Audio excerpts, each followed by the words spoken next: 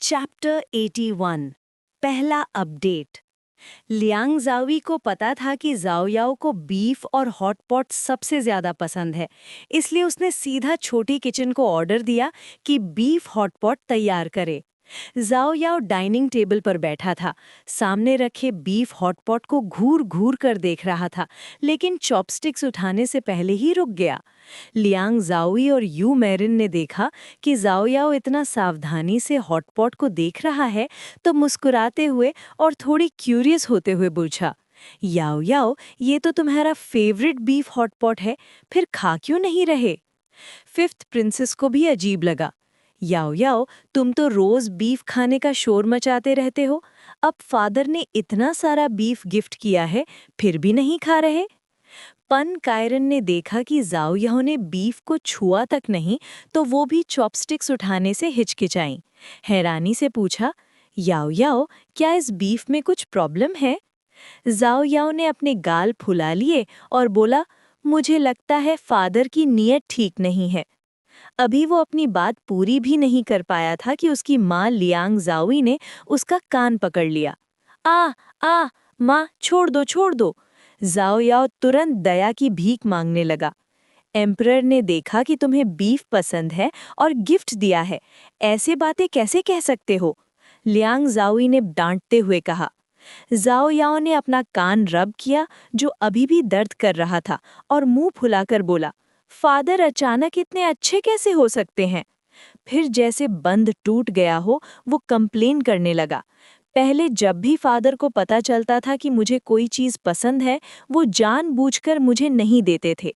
एक बार मुझे पेस्ट्री पसंद आए, तो वो मेरे सामने खुद खा गए और बोले, बच्चे ज़्यादा पेस्ट्री खाएंगे तो दांत खराब हो जाते हैं। एक और बार मुझे एप्पल चाहिए था, फादर ने जानबूझकर किसी से वो उठाकर ले जाने को कह दिया। फिर एक बार माँ ने मीठी सूप बनाई थी, मुझे बहुत पसंद थी। फादर आए और सीधा मेरी बोल छीन ली, बोले, बच्चों को स्वीट सूप नहीं पीनी चाहिए। और जब भी फादर कुंडे हॉल आते हैं, वो मेरी प्लेट से खाना छीन लेते हैं। मुझे चिकन लेग पसंद है, तो वो जानबूझकर वही उठा लेते हैं। जितनी बार जाओ याओ को फादर का अपना खाना छीनना याद आता, उसका छोटा सा चेहरा पफर फिश की तरह फूल जाता, आंखें गुस्से और नाइंसाफी से लाल हो जाती। मुझे एग कस्टर्ड पसंद है और फादर ने मेरा पूरा एग कस्टर्ड खा लिया, एक भी बाइट नहीं छोड़ी। जाओ याओ और ज्यादा गुस्सा हो गया। जो भी मुझे पसंद होता है, फादर वही छीन लेते हैं। ऐसे में वो मुझे बीफ गिफ्ट करने जैसे अच्छे काम कैसे कर सकते हैं? कौन सा बाप होता है जो जानबूझकर अपने बेटे की फेवरेट चीज छीन ले? और कौन सा बाप अपने बेटे को इतना बुली करना पसंद करता है? जाओ याओ को अच्छे से पता था, उसके फादर को उसे चिढ़ाना बहुत पसंद है। वो जितना ज्यादा गुस्सा होता, फादर उतना ही खुश होते। हर बार जब फादर कुंडे हॉल आते, जाओ याओ खुद से कहता कि गुस्सा नहीं होना है, वरना फादर और ज्यादा टीज करेंगे। लेकिन हर बार वही होता, फादर उसे गुस्सा दिलाते, फिर पास बैठकर जोर जोर से हंसते। जाओ याओ की कंप्लेन सुनकर यू मेरिन और पन कायरिन बिल्कुल स्टंड हो गए। उन्हें यकीन ही नहीं हो रहा था कि एम्परर ऐसे भी हो सकते हैं। लियांग जाओई, जो एम्परर के स्वभाव को अच्छे से जानती थी, बस हल्का सा मुस्कुराई। उसे पता था कि एम्परर जाओ याओ को चिढ़ाने के लिए ये सब करता है। मुझे लगता है फादर ने बीफ में कुछ मिला दिया है, फिर मुझे डायरिया हो जाएगा। जाओ याओ तुरंत बोला, जैसे पहले नहीं किया हो। एक बार फादर ने मेरी स्वीट सूप में कॉप्टिस डाल दिया था, इतनी कड़वी थी कि मेरी जान निकल गई। उस वक्त का ख्याल आते ही जैसे फिर से मुंह में कड़वाहट भर गई हो। जाओ याओ का चेहरा तुरंत सिकुड़ गया। फादर ने जरूर बीफ में भी कॉप्टिस मिलाया होगा। यू मेरिन और पन कायरिन बिल्कुल चुप हो गए। उन्हें बिल्कुल उम्मीद नहीं थी कि एम्परर इतने शैतान हो सकते हैं। बहन, क्या एम्परर सच में ऐसे हैं? यू मेरिन ने धीरे से पूछना चाहा। सेकंड कॉन्सर्ट, थर्ड कॉन्सर्ट, मैं झूठ नहीं बोल रहा हूँ, जाओ याओ ने तुरंत कहा। फादर सच में इतने बुरे हैं, और जब मैं रात को सो रहा होता हूँ, तब भी फादर चुपके से आकर मेरी नाक दबा देते हैं और मुझे जगा देते हैं। यू मैरिन, पन कायरिन और फिफ्थ प्रिंसेस तीनों एक साथ चुप हो गए। उन्हें समझ ही नहीं आ रहा था कि इस पर रिएक्ट कैसे करें। चैप्टर 81 पहला अपडेट।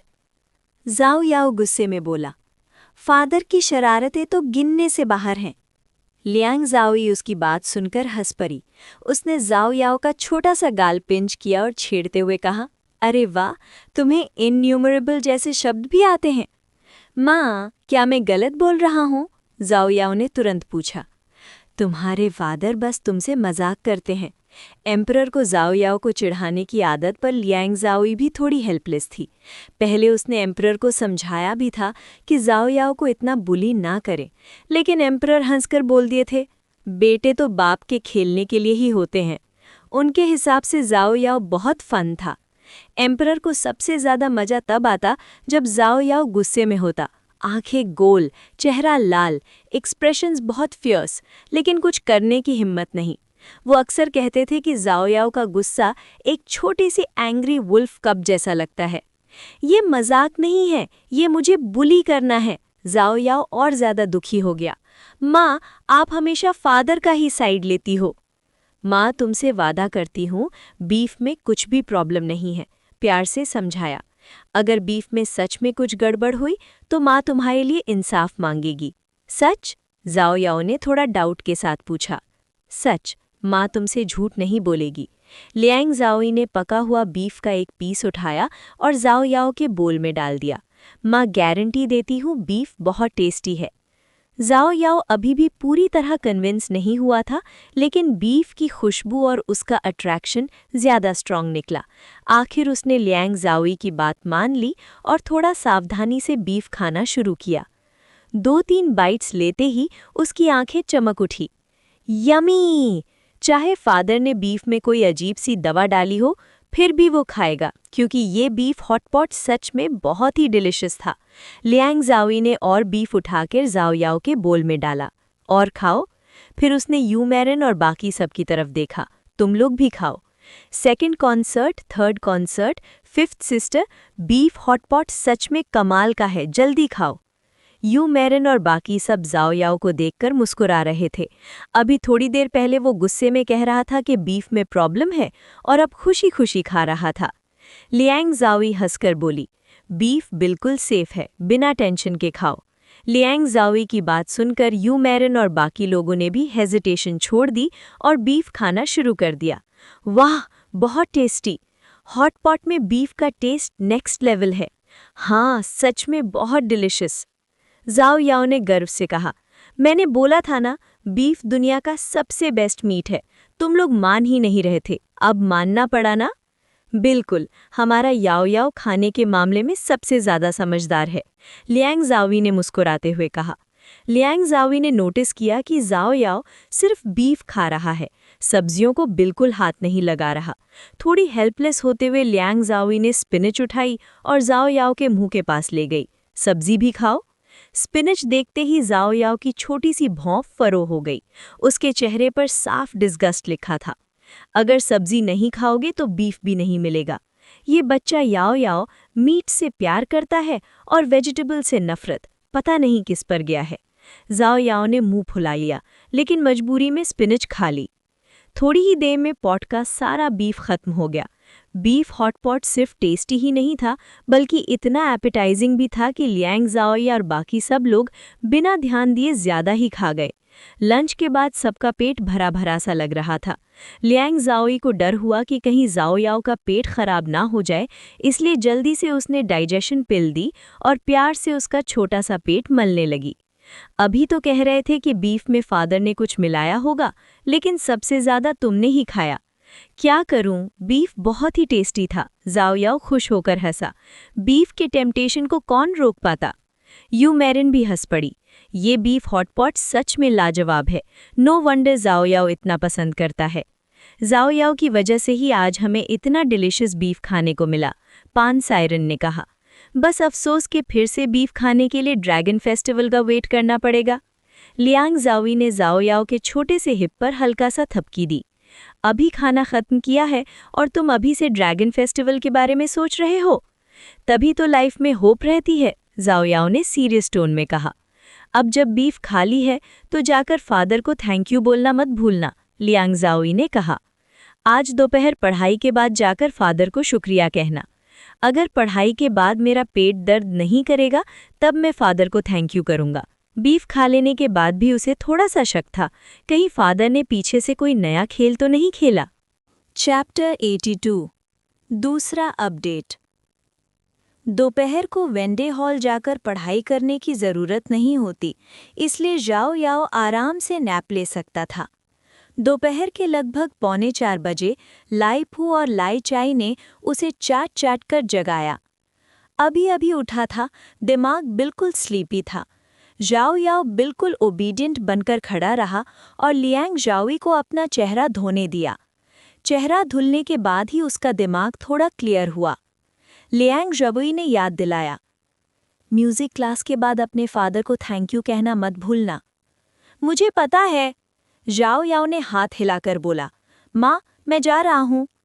रास्ते में ध्यान रखना। लाई फू और बाकी लोग जाओ याओ को वेंडे हॉल के एंट्रेंस तक छोड़ने आए। वहां पहले से ही तोंग शी उसका इंतजार कर रहा था।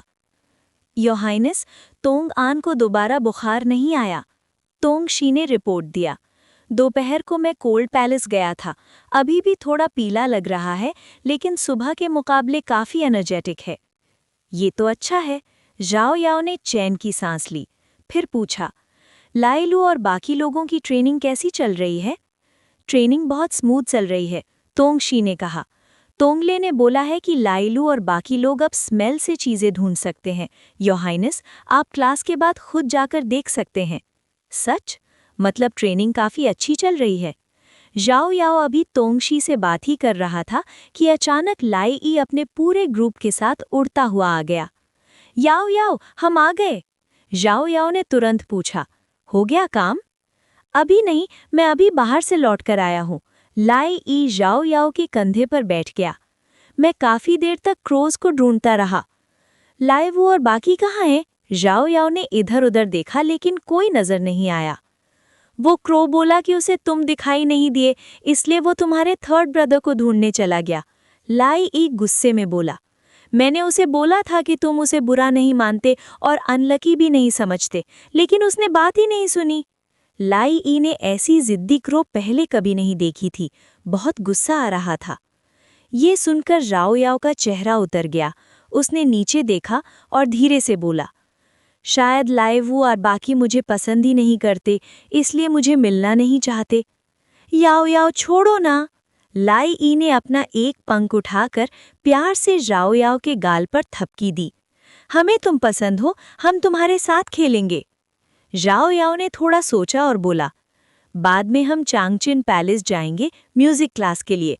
वहां तुम थर्ड ब्रदर के सर पर बर्ड पूप गिरा देना। पब्लिक में थर्ड ब्रदर को एम्बैरेस करना काफी मजेदार होगा। ठीक है, मैं जाकर क्रोस को बोल देता हूँ कि थोड़ा वेट करें। ये कहकर लाई ई उड़ता हुआ चांगचिन पैलेस की तरफ चला गया। जिन जगहों पर जाओ याओ अक्सर जाता था, ये बर्ड सब जानते थे।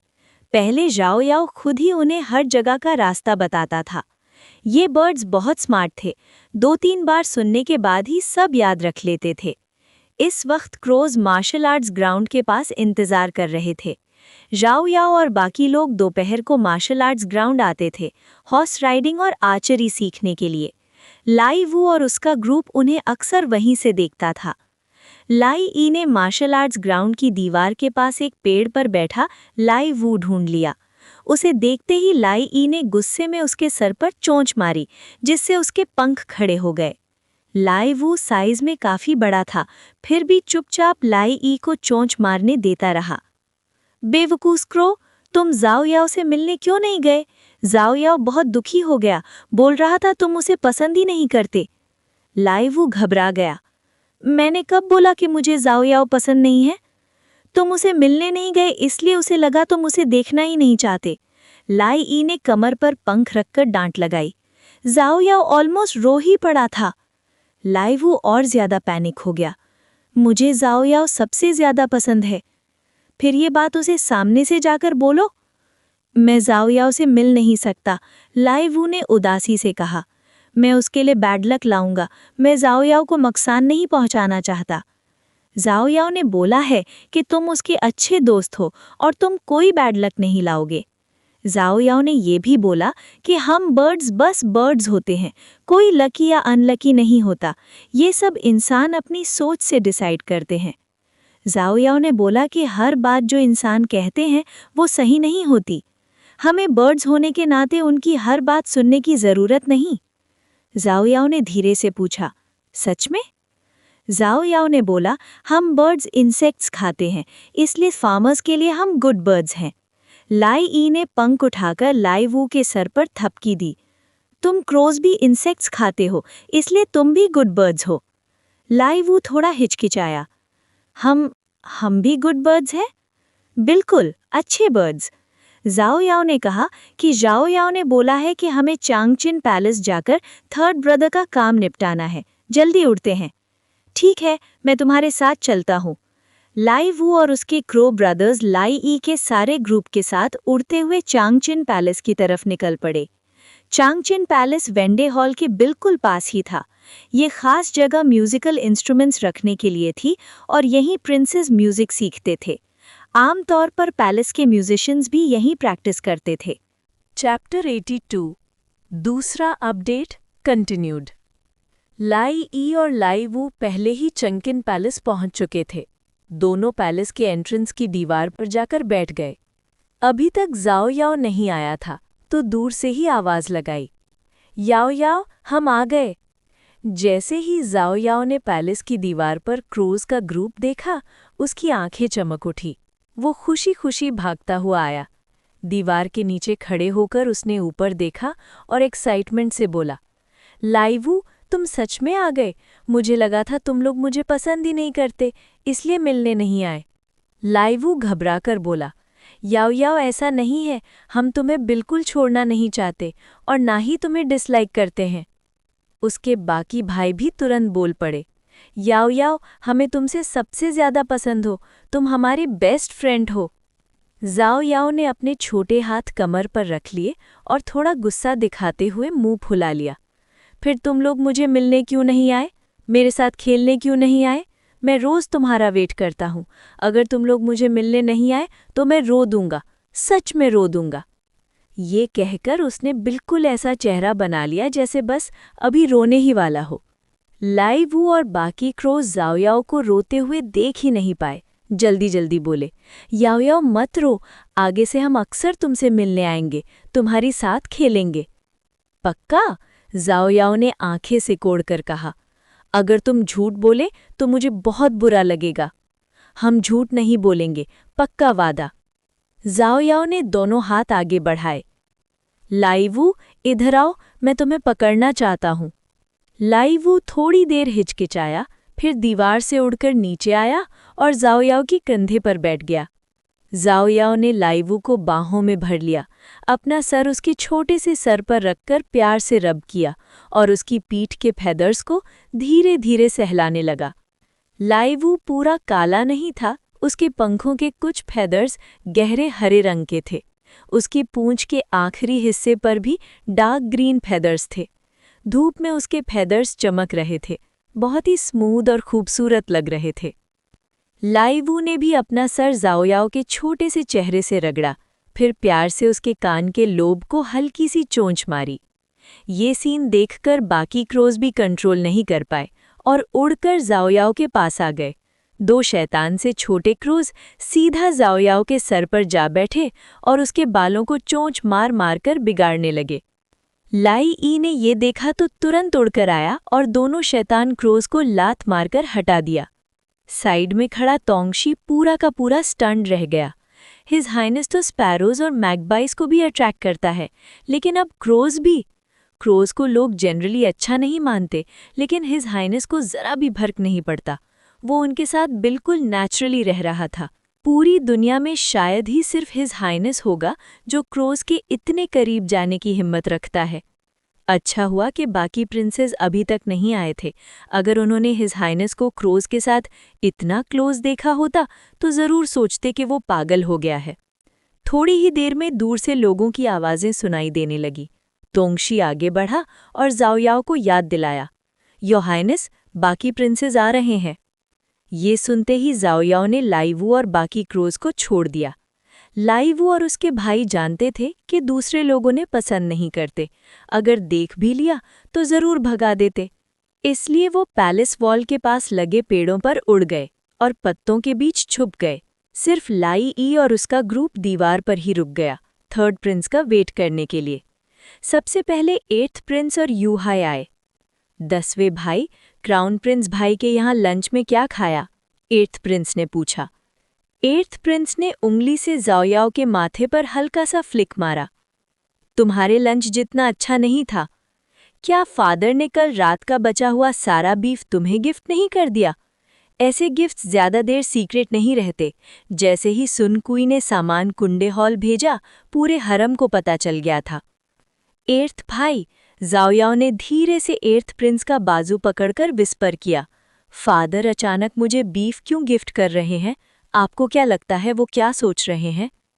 फादर ने देखा होगा कि तुम्हें बीफ पसंद है, इसलिए गिफ्ट कर दिया, 8th प्रिंस ने कहा। जाओयाओ की बात सुनकर उसे थोड़ा बुरा भी लगा। ज्यादा मत सोचो, तुम फादर के बेटे हो, कभी कभी फेवरेट चीज रिवॉर्ड करना कोई अजीब बात नहीं है। उसका 10वां भाई ज्यादा पढ़ने लिखने में तेज नहीं था, लेकिन सीधा साधा और वेल बिहेव्ड था, काफी लवेबल। पता नहीं क्यों फादर उसे ज्यादा पसंद नहीं करते।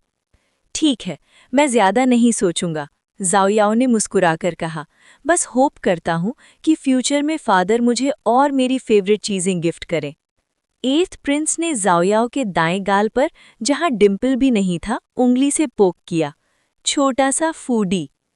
तभी 4th प्रिंस आ गया और 8th प्रिंस के चेहरे की मुस्कान तुरंत गायब हो गई। 8th प्रिंस 4th प्रिंस के साथ ज्यादा टाइम नहीं बिताना चाहता था। ग्रीटिंग के बाद वो सीधा चंकिन पैलेस के अंदर चला गया। जाओयाओ ने 4th प्रिंस से भी वही सवाल पूछा, लंच में कुछ अच्छा खाया या नहीं? 4th प्रिंस ने हंसी मजाक में बोला कि उसे बीफ नहीं मिला। जाओयाओ ने दिल खोलकर ऑफर किया, 4th भाई, मैं आपको अपना बीफ दे देता हूँ। अपनी फेवरेट चीज देने की जाओयाओ की बात सुनकर 4th प्रिंस के होठों पर हल्की सी मुस्कान आ गई। मैं बीफ पसंद नहीं करता, तुम खुद ही खाओ। चलो अंदर चलते हैं। 4th प्रिंस के साथ चंकिन पैलेस के गेट से गुजरते हुए जाओयाओ अचानक पैलेस वॉल के पास एक पेड़ के पीछे भाग गया और चुपके से झांकने लगा। 4th प्रिंस कंफ्यूज हो गया। 10वें भाई, तुम पेड़ के पीछे क्यों छुप रहे हो? जाओयाओ ने हाथ से इशारा किया। 4th भाई, इधर आओ, यहीं छुपो। 4th प्रिंस चलकर आया और जाओयाओ के पीछे खड़ा हो गया। 10वें भाई, तुम कर क्या रहे हो? बस छुपो, थोड़ी देर में खुद ही देख लोगे। जाओयाओ के चेहरे पर जो शरारत भरी चमक थी, उसे देखकर 4th प्रिंस को समझ आ गया ये कुछ गड़बड़ करने वाला है। थोड़ा अनईजी होते हुए भी उसने जाओयाओ की बात मान ली और पेड़ के पीछे छुप गया। थोड़ी ही देर में 3rd और 5th प्रिंसेस की आवाजें पास आती सुनाई दी। जाओयाओ की आंखें और भी ज्यादा चमक उठी। 4th भाई, उसने धीरे से कहा, अब असली तमाशा शुरू होने वाला है। Chapter 83 part 3। लाई ई और लाई वू दोनों 3rd प्रिंस को अच्छे से जानते थे। जैसे ही 3rd प्रिंस चंकियन पैलेस के बड़े गेट से अंदर आया, लाई ई ने अपने स्पैरो भाइयों को लीड किया और सीधा 3rd प्रिंस की तरफ उड़ गया। जाओयाओ की नज़र 3rd प्रिंस पर टिकी हुई थी। थोड़ी एक्साइटमेंट के साथ उसने 4th प्रिंस से कहा, 4th भाई, ध्यान से देखो। 4th प्रिंस को समझ ही नहीं आ रहा था कि उसे क्या देखना चाहिए। फिर भी वो जाओयाओ के साथ खड़ा होकर दूर से 3rd प्रिंस को देखने लगा। लाई ई और उसके स्पैरो ब्रदर्स ने अपने आप को कई ग्रुप्स में बांट लिया और बैचेस में 3rd प्रिंस के सिर के ऊपर से उड़ने लगे। उड़ते हुए लाई ई ने जोर से कहा, भाइयों, बाद में पूरी ताकत लगा देना, आज 3rd प्रिंस का सिर पूरा कवर होना चाहिए। कोई प्रॉब्लम नहीं, स्पैरोज ने जवाब दिया। सबसे पहले लाई ई 5 स्पैरोज को लेकर 3rd प्रिंस के सिर के ऊपर से उड़ा। उड़ते ही उन्होंने अपना काम शुरू कर दिया। सिर, चेहरा, नाक, गर्दन, कुछ भी नहीं छोड़ा।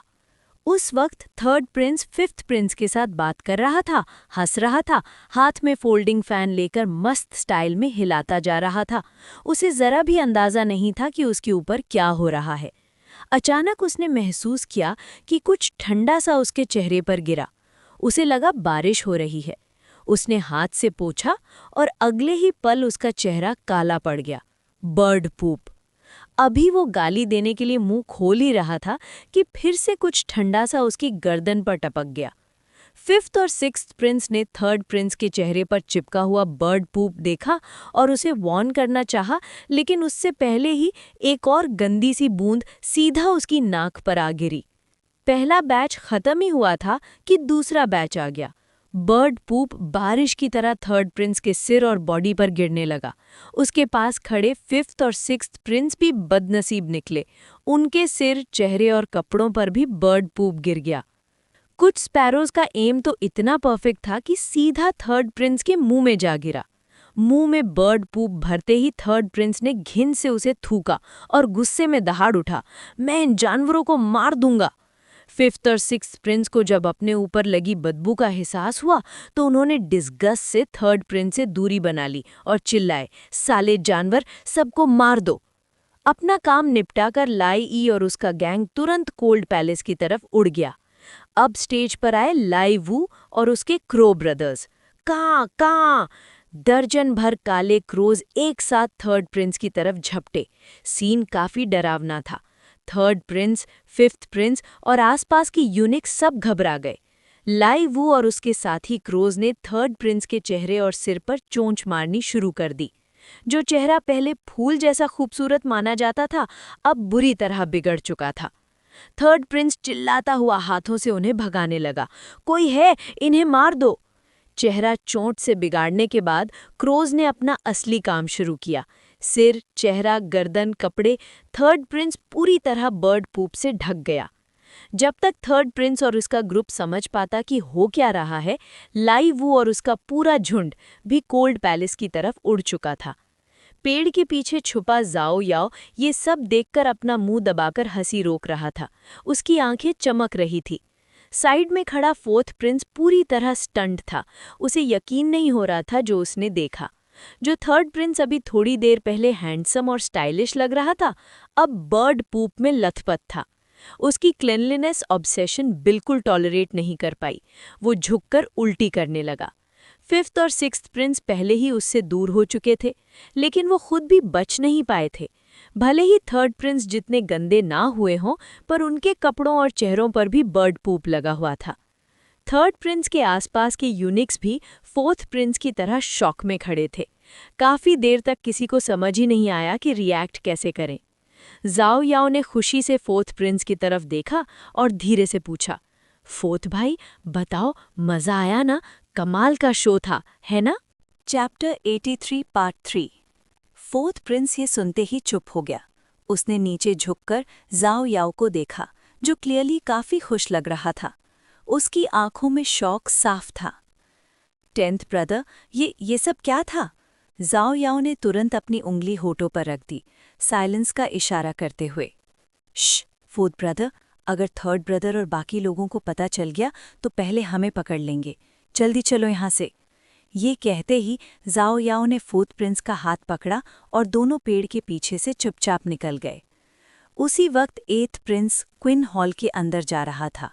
कोर्टयार्ड से थर्ड और फिफ्थ प्रिंस की गालियों और चीखने की आवाज़ सुनकर वो घबराकर बाहर आया, और जो उसने देखा, थर्ड प्रिंस और उसके साथ वाले सब स्पैरो और क्रो के पॉटी से पूरी तरह ढके हुए थे। 8th प्रिंस बिल्कुल स्टैचू बन गया। उसने जिंदगी में ऐसा सीन कभी नहीं देखा था। जाओ याओ फोर्थ प्रिंस को खींचते हुए क्विन हॉल की तरफ जा रहा था। उसने देखा कि 8th प्रिंस अभी भी वहीं खड़ा है तो उसका हाथ भी पकड़ लिया। 8th ब्रदर, मत देखो, नहीं तो बाद में थर्ड ब्रदर अपना गुस्सा तुम पर निकाल देगा। जाओ याओ की खींचने पर 8th प्रिंस क्विन हॉल के अंदर आ गया, पर अभी भी दिमाग ब्लैंक ही था। फोर्थ प्रिंस अब तक संभल चुका था। वो जाओ याओ को हैरानी से देखते हुए बोला, फोर्थ ब्रदर, जो अभी हुआ वो क्या था? तुम्हें पहले से पता था ना? जाओ याओ मिस्चीवियस स्माइल के साथ बोला, फोर्थ ब्रदर, तुमने जो देखा बस वही हुआ। जबरदस्त था ना? एकदम कमाल।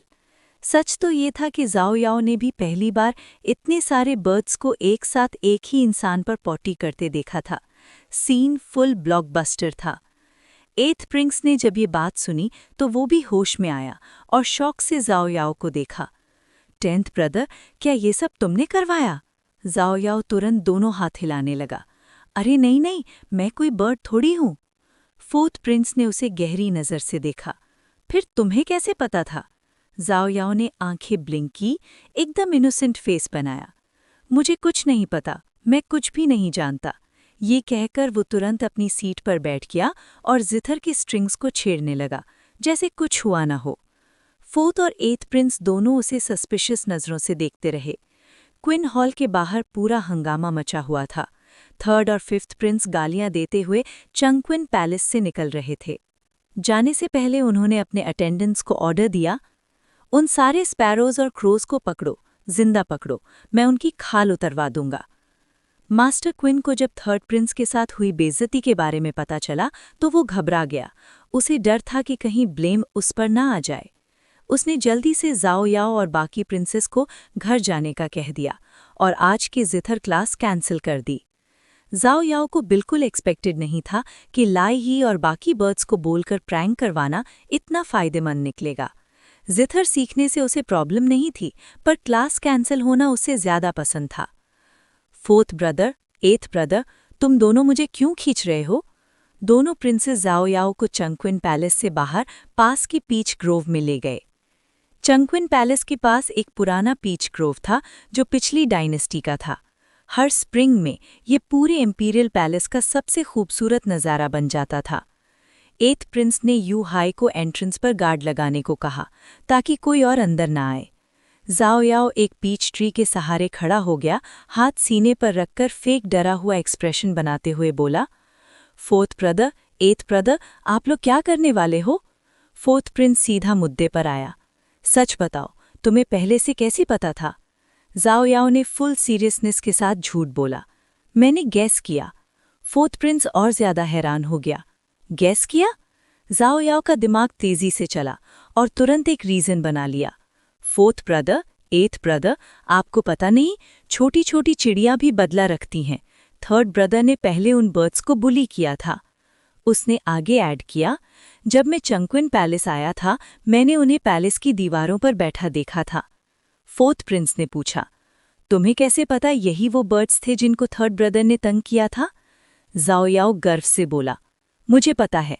फोर्थ ब्रदर, मैंने पहले भी कहा था ना, पैलेस का हर कैट, डॉग, हत्ता की बर्ड्स भी मैं जानता हूँ। ये बर्ड्स अक्सर कुंडे हॉल आते हैं और मैंने उन्हें खाना भी खिलाया है। ये बात सच थी।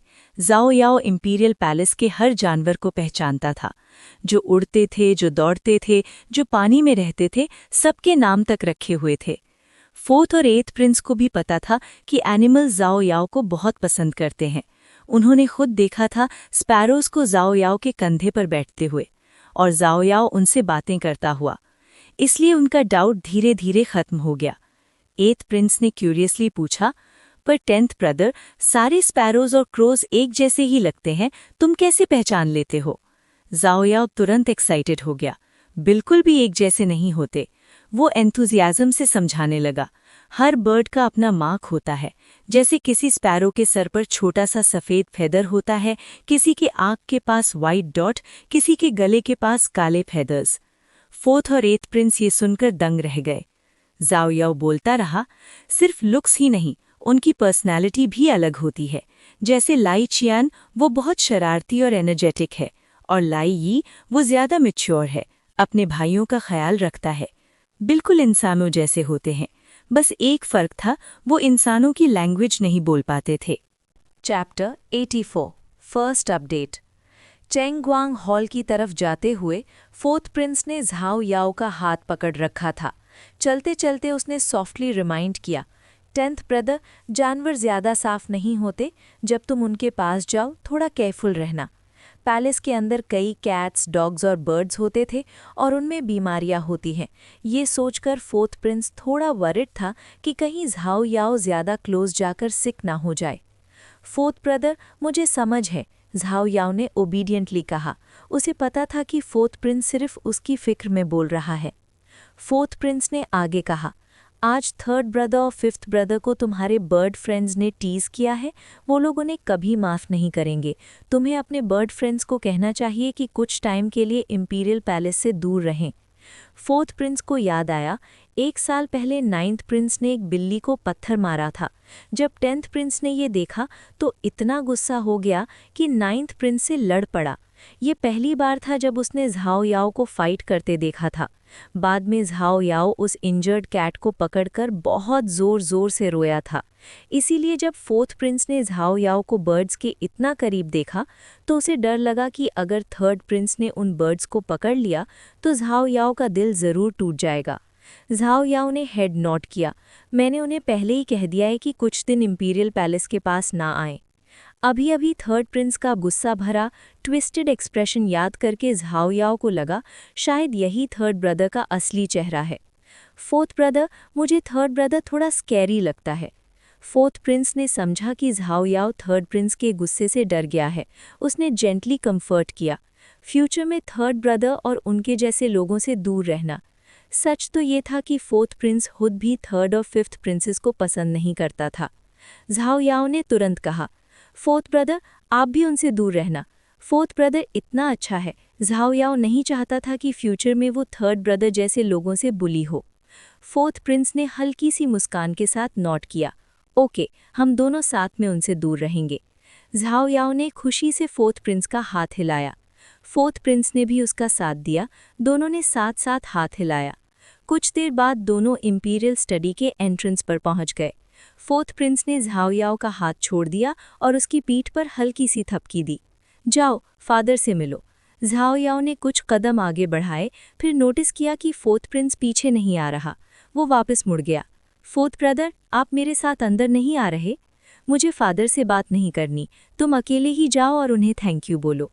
पहले झाओ याओ अकेले इंपीरियल स्टडी आने से बहुत डरता था, इसीलिए फोर्थ प्रिंस उसके साथ यहाँ तक आया था। फोर्थ ब्रदर, मुझे अकेले अंदर जाने में डर लगता है। झाओ याओ ने सच बोल दिया। फादर मुझे अकेला देखकर फिर से बुली ना कर दे।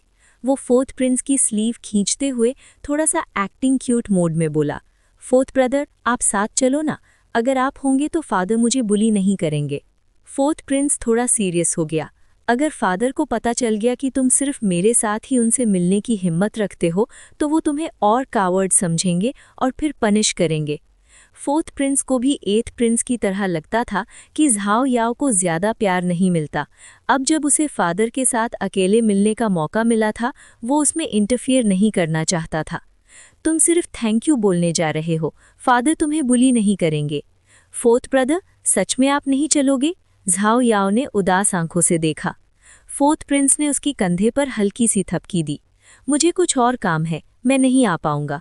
ये कहकर वो मुड़ गया और चला गया। झाओ याओ की आंखें शौक से फैल गईं। Fourth brother? पर फोर्थ प्रिंस ने पीछे मुड़कर भी नहीं देखा। झाओ याओ उसकी जाती पीठ को देखते हुए बोला, फोर्थ ब्रदर, बस ऐसे ही चला गया। इसी वक्त सुन दाओ दाओ आया और रिस्पेक्ट से सल्यूट किया। ये सेवक 10th प्रिंस को प्रणाम करता है। लिटिल मिस्टर सुन, क्या फादर इंपीरियल स्टडी में है?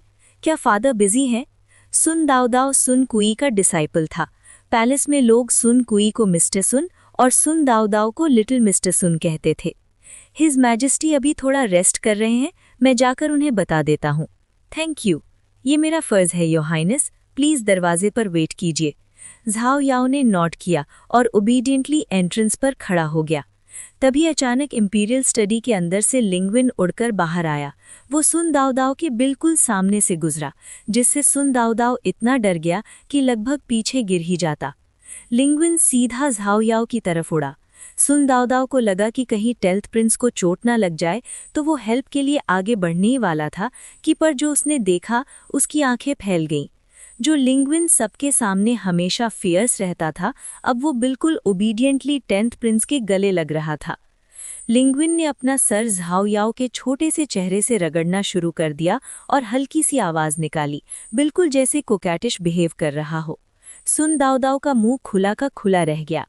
ये वही रिस्पेक्टेड सी ईगल लिंग्विन है? उसने आंखें झपकाईं, फिर दोबारा देखा। लिंग्विन अभी भी 10th प्रिंस के चेहरे से चिपका हुआ था। झाओ याओ ने थोड़ी देर लाइफू यानी लिंग्विन को पकड़ के रखा, फिर कंप्लेन किया, लाइफू, तुम फिर से मोटे हो गए हो क्या? मैं तुम्हें उठा ही नहीं पा रहा। लिंग्विन ने तुरंत मना कर दिया, मैं मोटा नहीं हुआ हूँ, तुम मुझे रोज उठाते नहीं हो, इसीलिए हैवी लग रहा हूँ। अगर रोज उठाते तो हैवी नहीं लगता। अच्छा, ऐसा है। झाओ याओ के हाथ दर्द कर रहे थे। वो झुक गया और लिंग्विन को जमीन पर रख दिया। मैं अब तुम्हें नहीं उठा सकता, जमीन पर ही रहो। जमीन पर रखे जाने पर लिंग्विन थोड़ा नाराज हो गया और झाओ याओ के पैर पर हल्की सी चोंच मारी। सुन दाओ दाओ ये सब देखकर बिल्कुल स्टन रह गया। शॉक में वो एम्परर को इन्फॉर्म करना ही भूल गया।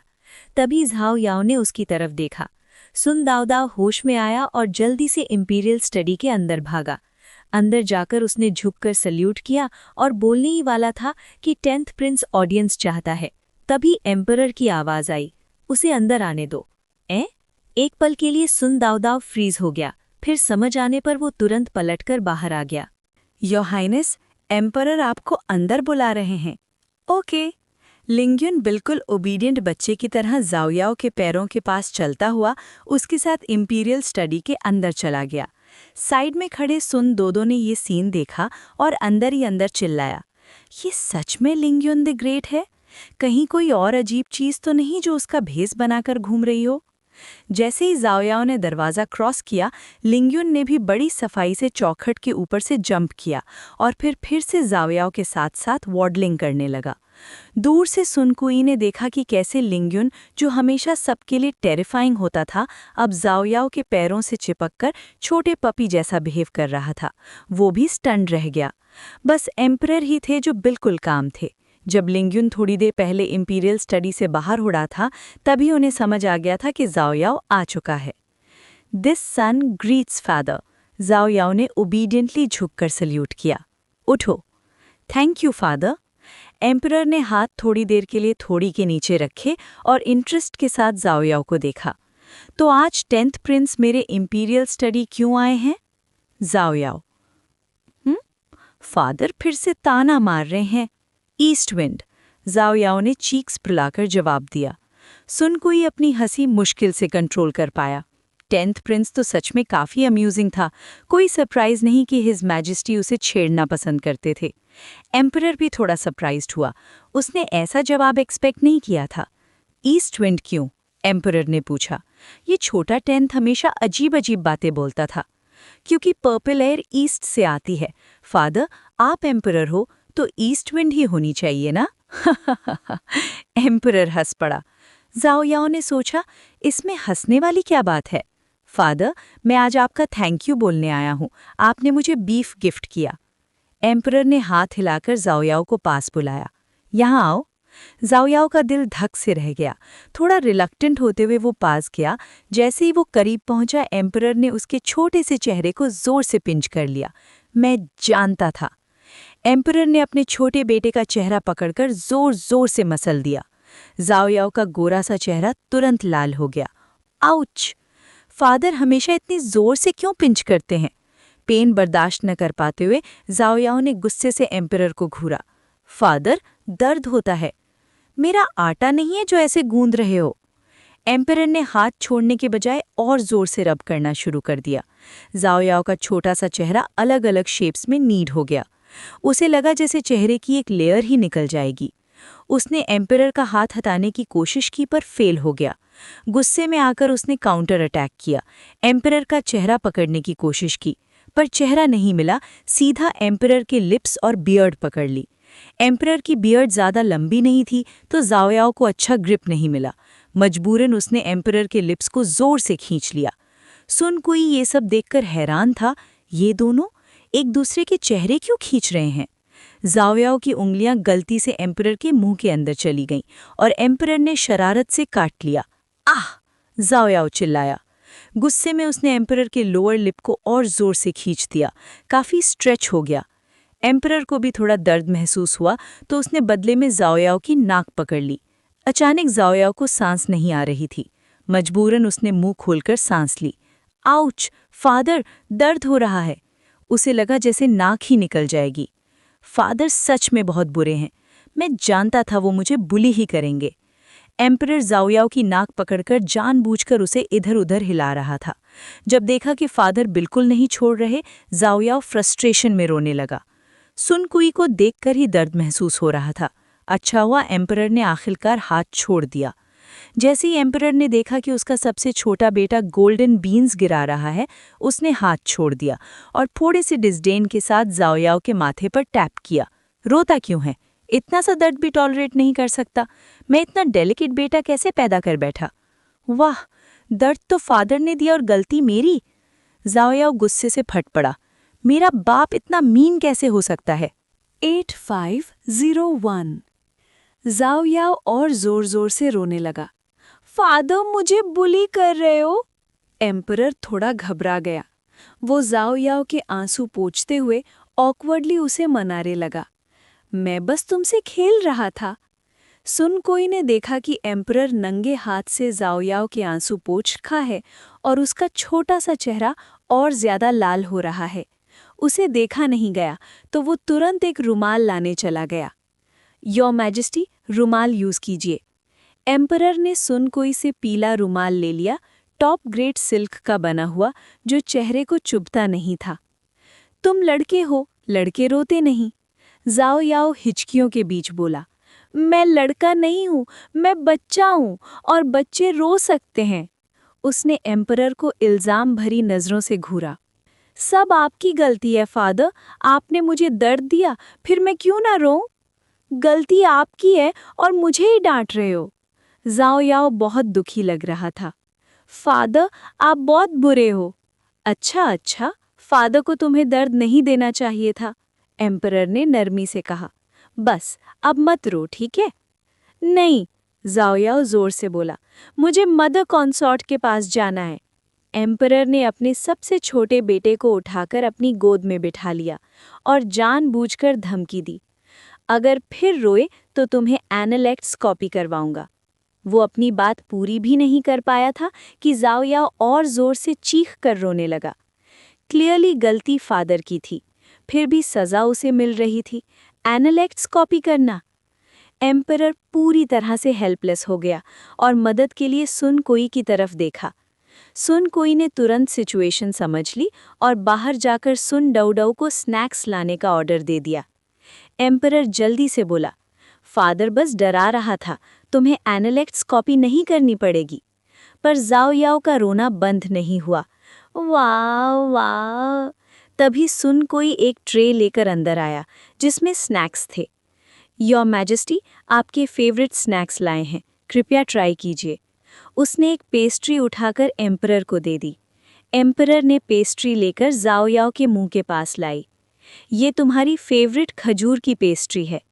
जाओ याओ ने मुंह फेर लिया, खाना नहीं चाहता था। ये देखकर एम्परर ने सीधा पेस्ट्री जाओ याओ के मुंह में डाल दी।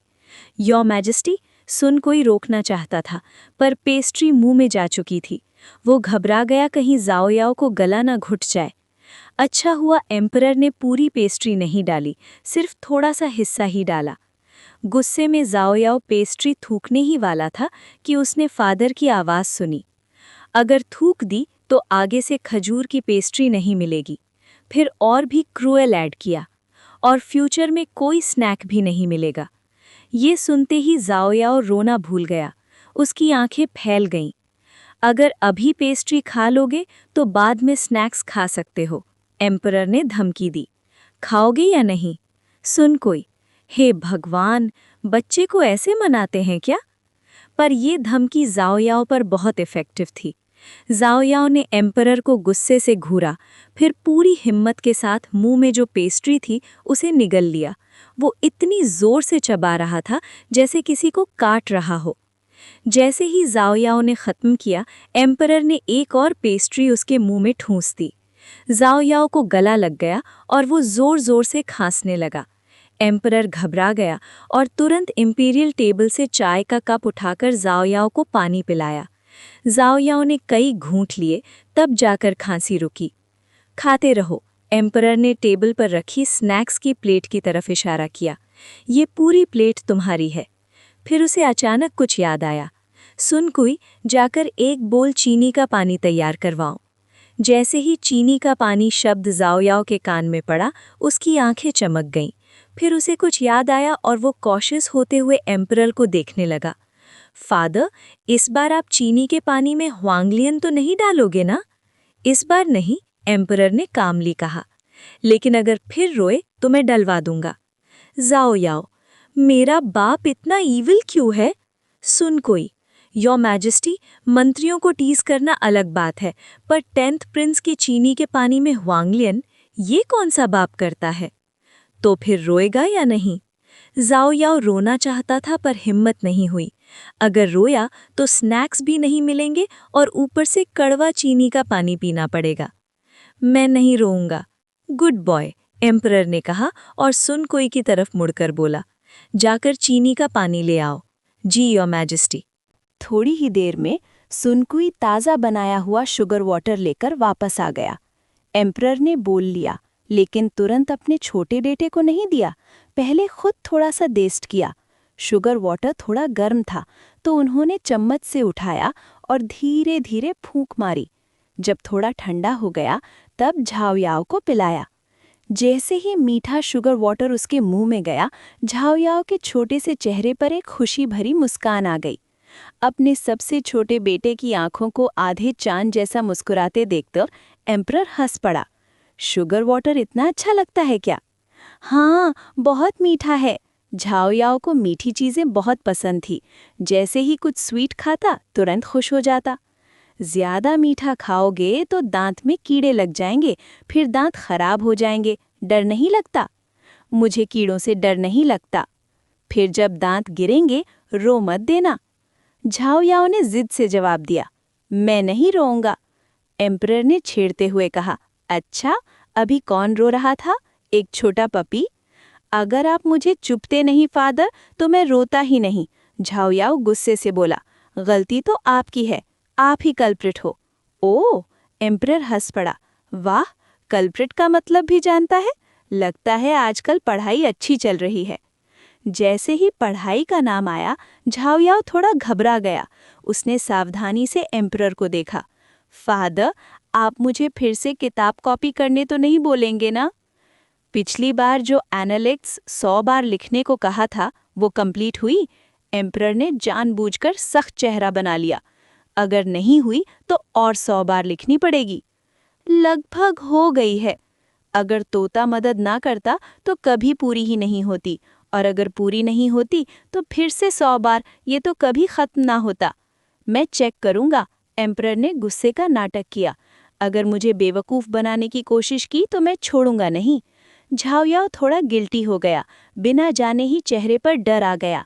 एम्परर ने तुरंत अपना सख्त एक्सप्रेशन हटाकर प्यार से फिर शुगर वाटर पिलाने लगा। शुगर वाटर खत्म होने के बाद झाओयाओ दोबारा डेट पेस्ट्री खाने लगा। उसे दोनों हाथों से पेस्ट्री पकड़कर सर झुका के धीरे धीरे खाते देख एम्परर का दिल नरम हो गया। बगल में खड़े सुनकुई भी उसे प्यार भरी नजरों से देख रहा था। 10वां प्रिंस वाकई में बहुत ही प्यारा है। झाओयाओ ने जल्दी ही स्नैक्स की पूरी प्लेट खत्म कर दी। झाओयाओ ने डकार ली। पेट भर गया।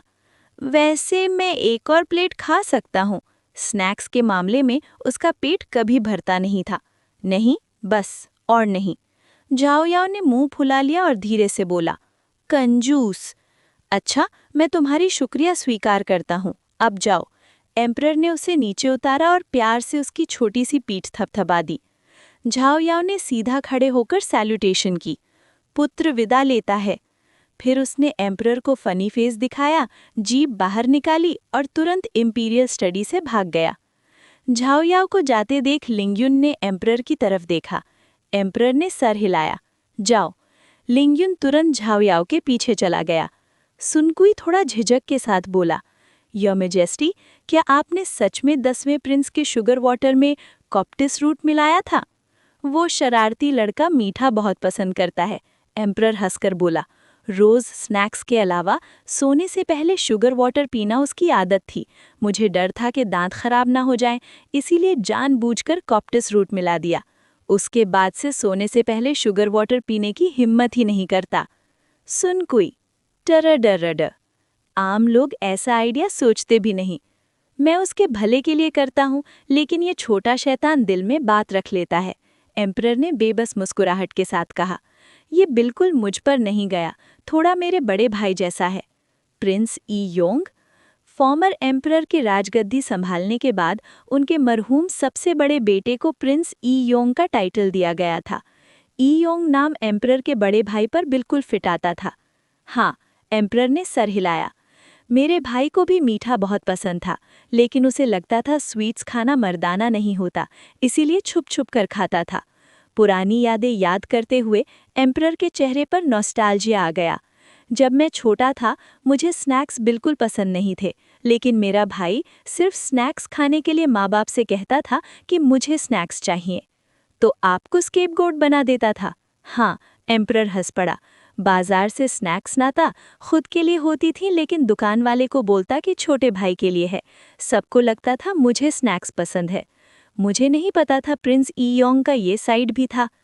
उसे स्नैक्स इतने पसंद थे कि मुझे ज़बरदस्ती खिलाता था। एम्परर हंसकर बोला, जो चीज़ उसे पसंद होती वो मुझे ज़रूर खिलाता। बाहर कुछ टेस्टी मिलता तो मेरे लिए ले आता। जब मेरा भाई गुजर गया, उसके हाथ में एक रोस्ट चिकन था। कह रहा था मुझे खिलाने के लिए ला रहा हूँ। Your majesty, Prince E Yong आपसे बहुत प्यार करता था। मैं सबसे छोटा था, धीरे से बोला। मेरे सब भाई बहन मुझे बहुत पैम्पर करते थे। अफसोस अब कोई भी नहीं रहा। लिटिल टेन के बाएं गाल का डिंपल बिल्कुल मेरे भाई जैसा है, एम्परर ने कहा। बचपन में मैं उसके दाएं गाल को बार बार चुपता था, सोचता था एक और डिंपल निकल आए। भतीजे अक्सर अपने मामा जैसे होते हैं। मेरा भाई बचपन में लिटिल टेन जितना शैतान नहीं था। सुनक्वी हैरान हो गया। पर आप हमेशा कहते हैं 10वां प्रिंस थोड़ा बेवकूफ़ है। एम्परर ने गहरी मुस्कान के साथ कहा, वो बिल्कुल बेवकूफ़ नहीं है। एम्परर को फनी फेस दिखाने के बाद झाओ याओ जान बचाकर भागने जैसा भागा। इतनी तेज दौड़ लगाई कि बिना रुके काफी दूर निकल गया। फोर्थ प्रिंस ने उसे भागते हुए देखा और बुलाने ही वाला था, लेकिन झाओ याओ हवा की तरह उसके पास से निकल गया। वे मियन हैरान होकर बोला, यो हाइनेस, 10वें हाइनेस को क्या हो गया? इतनी तेज क्यों भाग रहा है? फोर्थ प्रिंस ने हल्की सी मुस्कान के साथ सर हिलाया। चलो, पहले उसे पकड़ते हैं। झाओ याओ का कद छोटा था, लेकिन भागने में वो काफी तेज था। फोर्थ प्रिंस और वेमियन को उसे पकड़ने में थोड़ा वक्त लगा। अचानक सामने फोर्थ प्रिंस को देखकर झाओ याओ चौंक गया। हाँ, फोर्थ ब्रदर, आप यहाँ क्या कर रहे हो? आप तो जिंगदे पैलेस वापस जा रहे थे ना? वेमियन ने फोर्थ प्रिंस की तरफ से जवाब दिया। 10th हाइनेस, हमारे हाइनेस आपको लेकर चिंता में थे, इसलिए वापस नहीं गए और यहीं इंतजार करते रहे। झाओ याओ शॉक में बोला, तो फोर्थ ब्रदर, आप लगभग 1 घंटा से मेरा वेट कर रहे हो? फोर्थ प्रिंस ने ध्यान से झाओ याओ को देखा। उसकी आंखें लाल थीं, जैसे अभी अभी रोया हो। नाक और गाल भी थोड़े लाल पड़े थे। तुम रो रहे थे? फिर धीरे से पूछा, क्या फादर ने तुम्हें बुली किया? झाओ याओ ने जोर से सर हिला दिया। हाँ, फादर ने मुझे बुली किया फोर्थ ब्रदर। आपको पता ही नहीं फादर कितने बुरे हैं। फिर झाओ याओ ने रोती सी आवाज में एम्परर ने जो कुछ भी उसके साथ किया था सब फोर्थ प्रिंस को बता दिया। फोर्थ ब्रदर, आपको नहीं लगता फादर ने हद पार कर दी? फोर्थ प्रिंस, उसे बिल्कुल उम्मीद नहीं थी कि उनके फादर इतनी मीन हो सकते हैं। फोर्थ ब्रदर, मैंने आपसे कहा था मेरे साथ अंदर चलने को, लेकिन आप नहीं गए। इसी वजह से फादर ने फिर से मुझे बुली किया। झाओ याओ ने अपना चेहरा और नाक दिखाते हुए कहा, देखो, फादर ने इतना जोर से पिंच किया, अभी भी दर्द हो रहा है। फोर्थ प्रिंस ने प्यार से हाथ बढ़ाकर झाओ याओ के लाल गाल को छुआ। दिल में गिल्ट के साथ बोला, ये सब फोर्थ ब्रदर की गलती है। मुझे तुम्हारे साथ अंदर जाना चाहिए था। आप होते ना फोर्थ ब्रदर, तो फादर मुझे बुली नहीं करते। लोग कहते हैं कि फादर का फेवरेट बेटा सेकंड ब्रदर है, लेकिन झाओ याओ को लगता था कि फादर सबसे ज्यादा प्यार फोर्थ ब्रदर से ही करते हैं, बस दिखाते नहीं। मेरे साथ चलो, मैं तुम पर ऑइंटमेंट लगा देता हूँ, फोर्थ प्रिंस ने कहा। उसके मन में एम्परर के लिए थोड़ी नाराजगी भी थी। 10 ब्रदर की स्किन इतनी सॉफ्ट है कि हल्की सी पिंच से भी लाल हो जाती है। फोर्थ ब्रदर, मुझे डर लगता है कि अगर मैं आपके साथ जिंगदे पैलेस गया और थर्ड ब्रदर या बाकी लोग मिल गए तो अपना गुस्सा मुझ पर निकाल देंगे। झाओ याओ ने सोचा कि इस वक्त थर्ड ब्रदर और बाकी सब जरूर गुस्से में होंगे। आप भी ध्यान रखना फोर्थ ब्रदर, वापस जाते वक्त उनसे मत टकराना। ठीक है, मैं संभल कर जाऊंगा, तुम भी सेफली वापस जाना। फोर्थ ब्रदर, मैं चलता हूँ। ये कहकर झाओयाओ ने तोंगशी के साथ फिर से दौड़ लगा दी। झाओयाओ को उछलते कूदते जाते देखकर वे मियान मुस्कुराते हुए बोला, यो हाइनस, 10वें हाइनस तो एनर्जी से भरा हुआ है। अचानक वो चुप हो गया। उसने देखा कि एम्परर का साथ देने वाला सी ईगल लिंगयून झाओयाओ के सर के ऊपर उड़ता आ रहा है। फोर्थ प्रिंस ने भी ये नोटिस कर लिया। यो हाइनस, क्या वो लिंगयून नहीं है? वो 10वें हाइनस के पीछे क्यों जा रहा है? कहीं उसे नुकसान पहुंचाने का इरादा तो नहीं? वेमियन घबरा गया। यो हाइनस, चलिए जल्दी करके 10वें हाइनस को बचाते हैं। लिंगयून 10वें भाई को नुकसान नहीं पहुंचाएगा। पर यो हाइनस, लिंगयून तो शिकारी पक्षी है। लिंगयून 10वें भाई के बहुत करीब है, वो उसे कभी नुकसान नहीं पहुंचाएगा। जैसे ही फोर्थ प्रिंस ने ये कहा, लिंगयून आसमान से नीचे उतरा और झाओयाओ के पास चलने लगा। कुछ कदम चलने के बाद उसने अपना सर झाओयाओ के पैर से रगड़ दिया।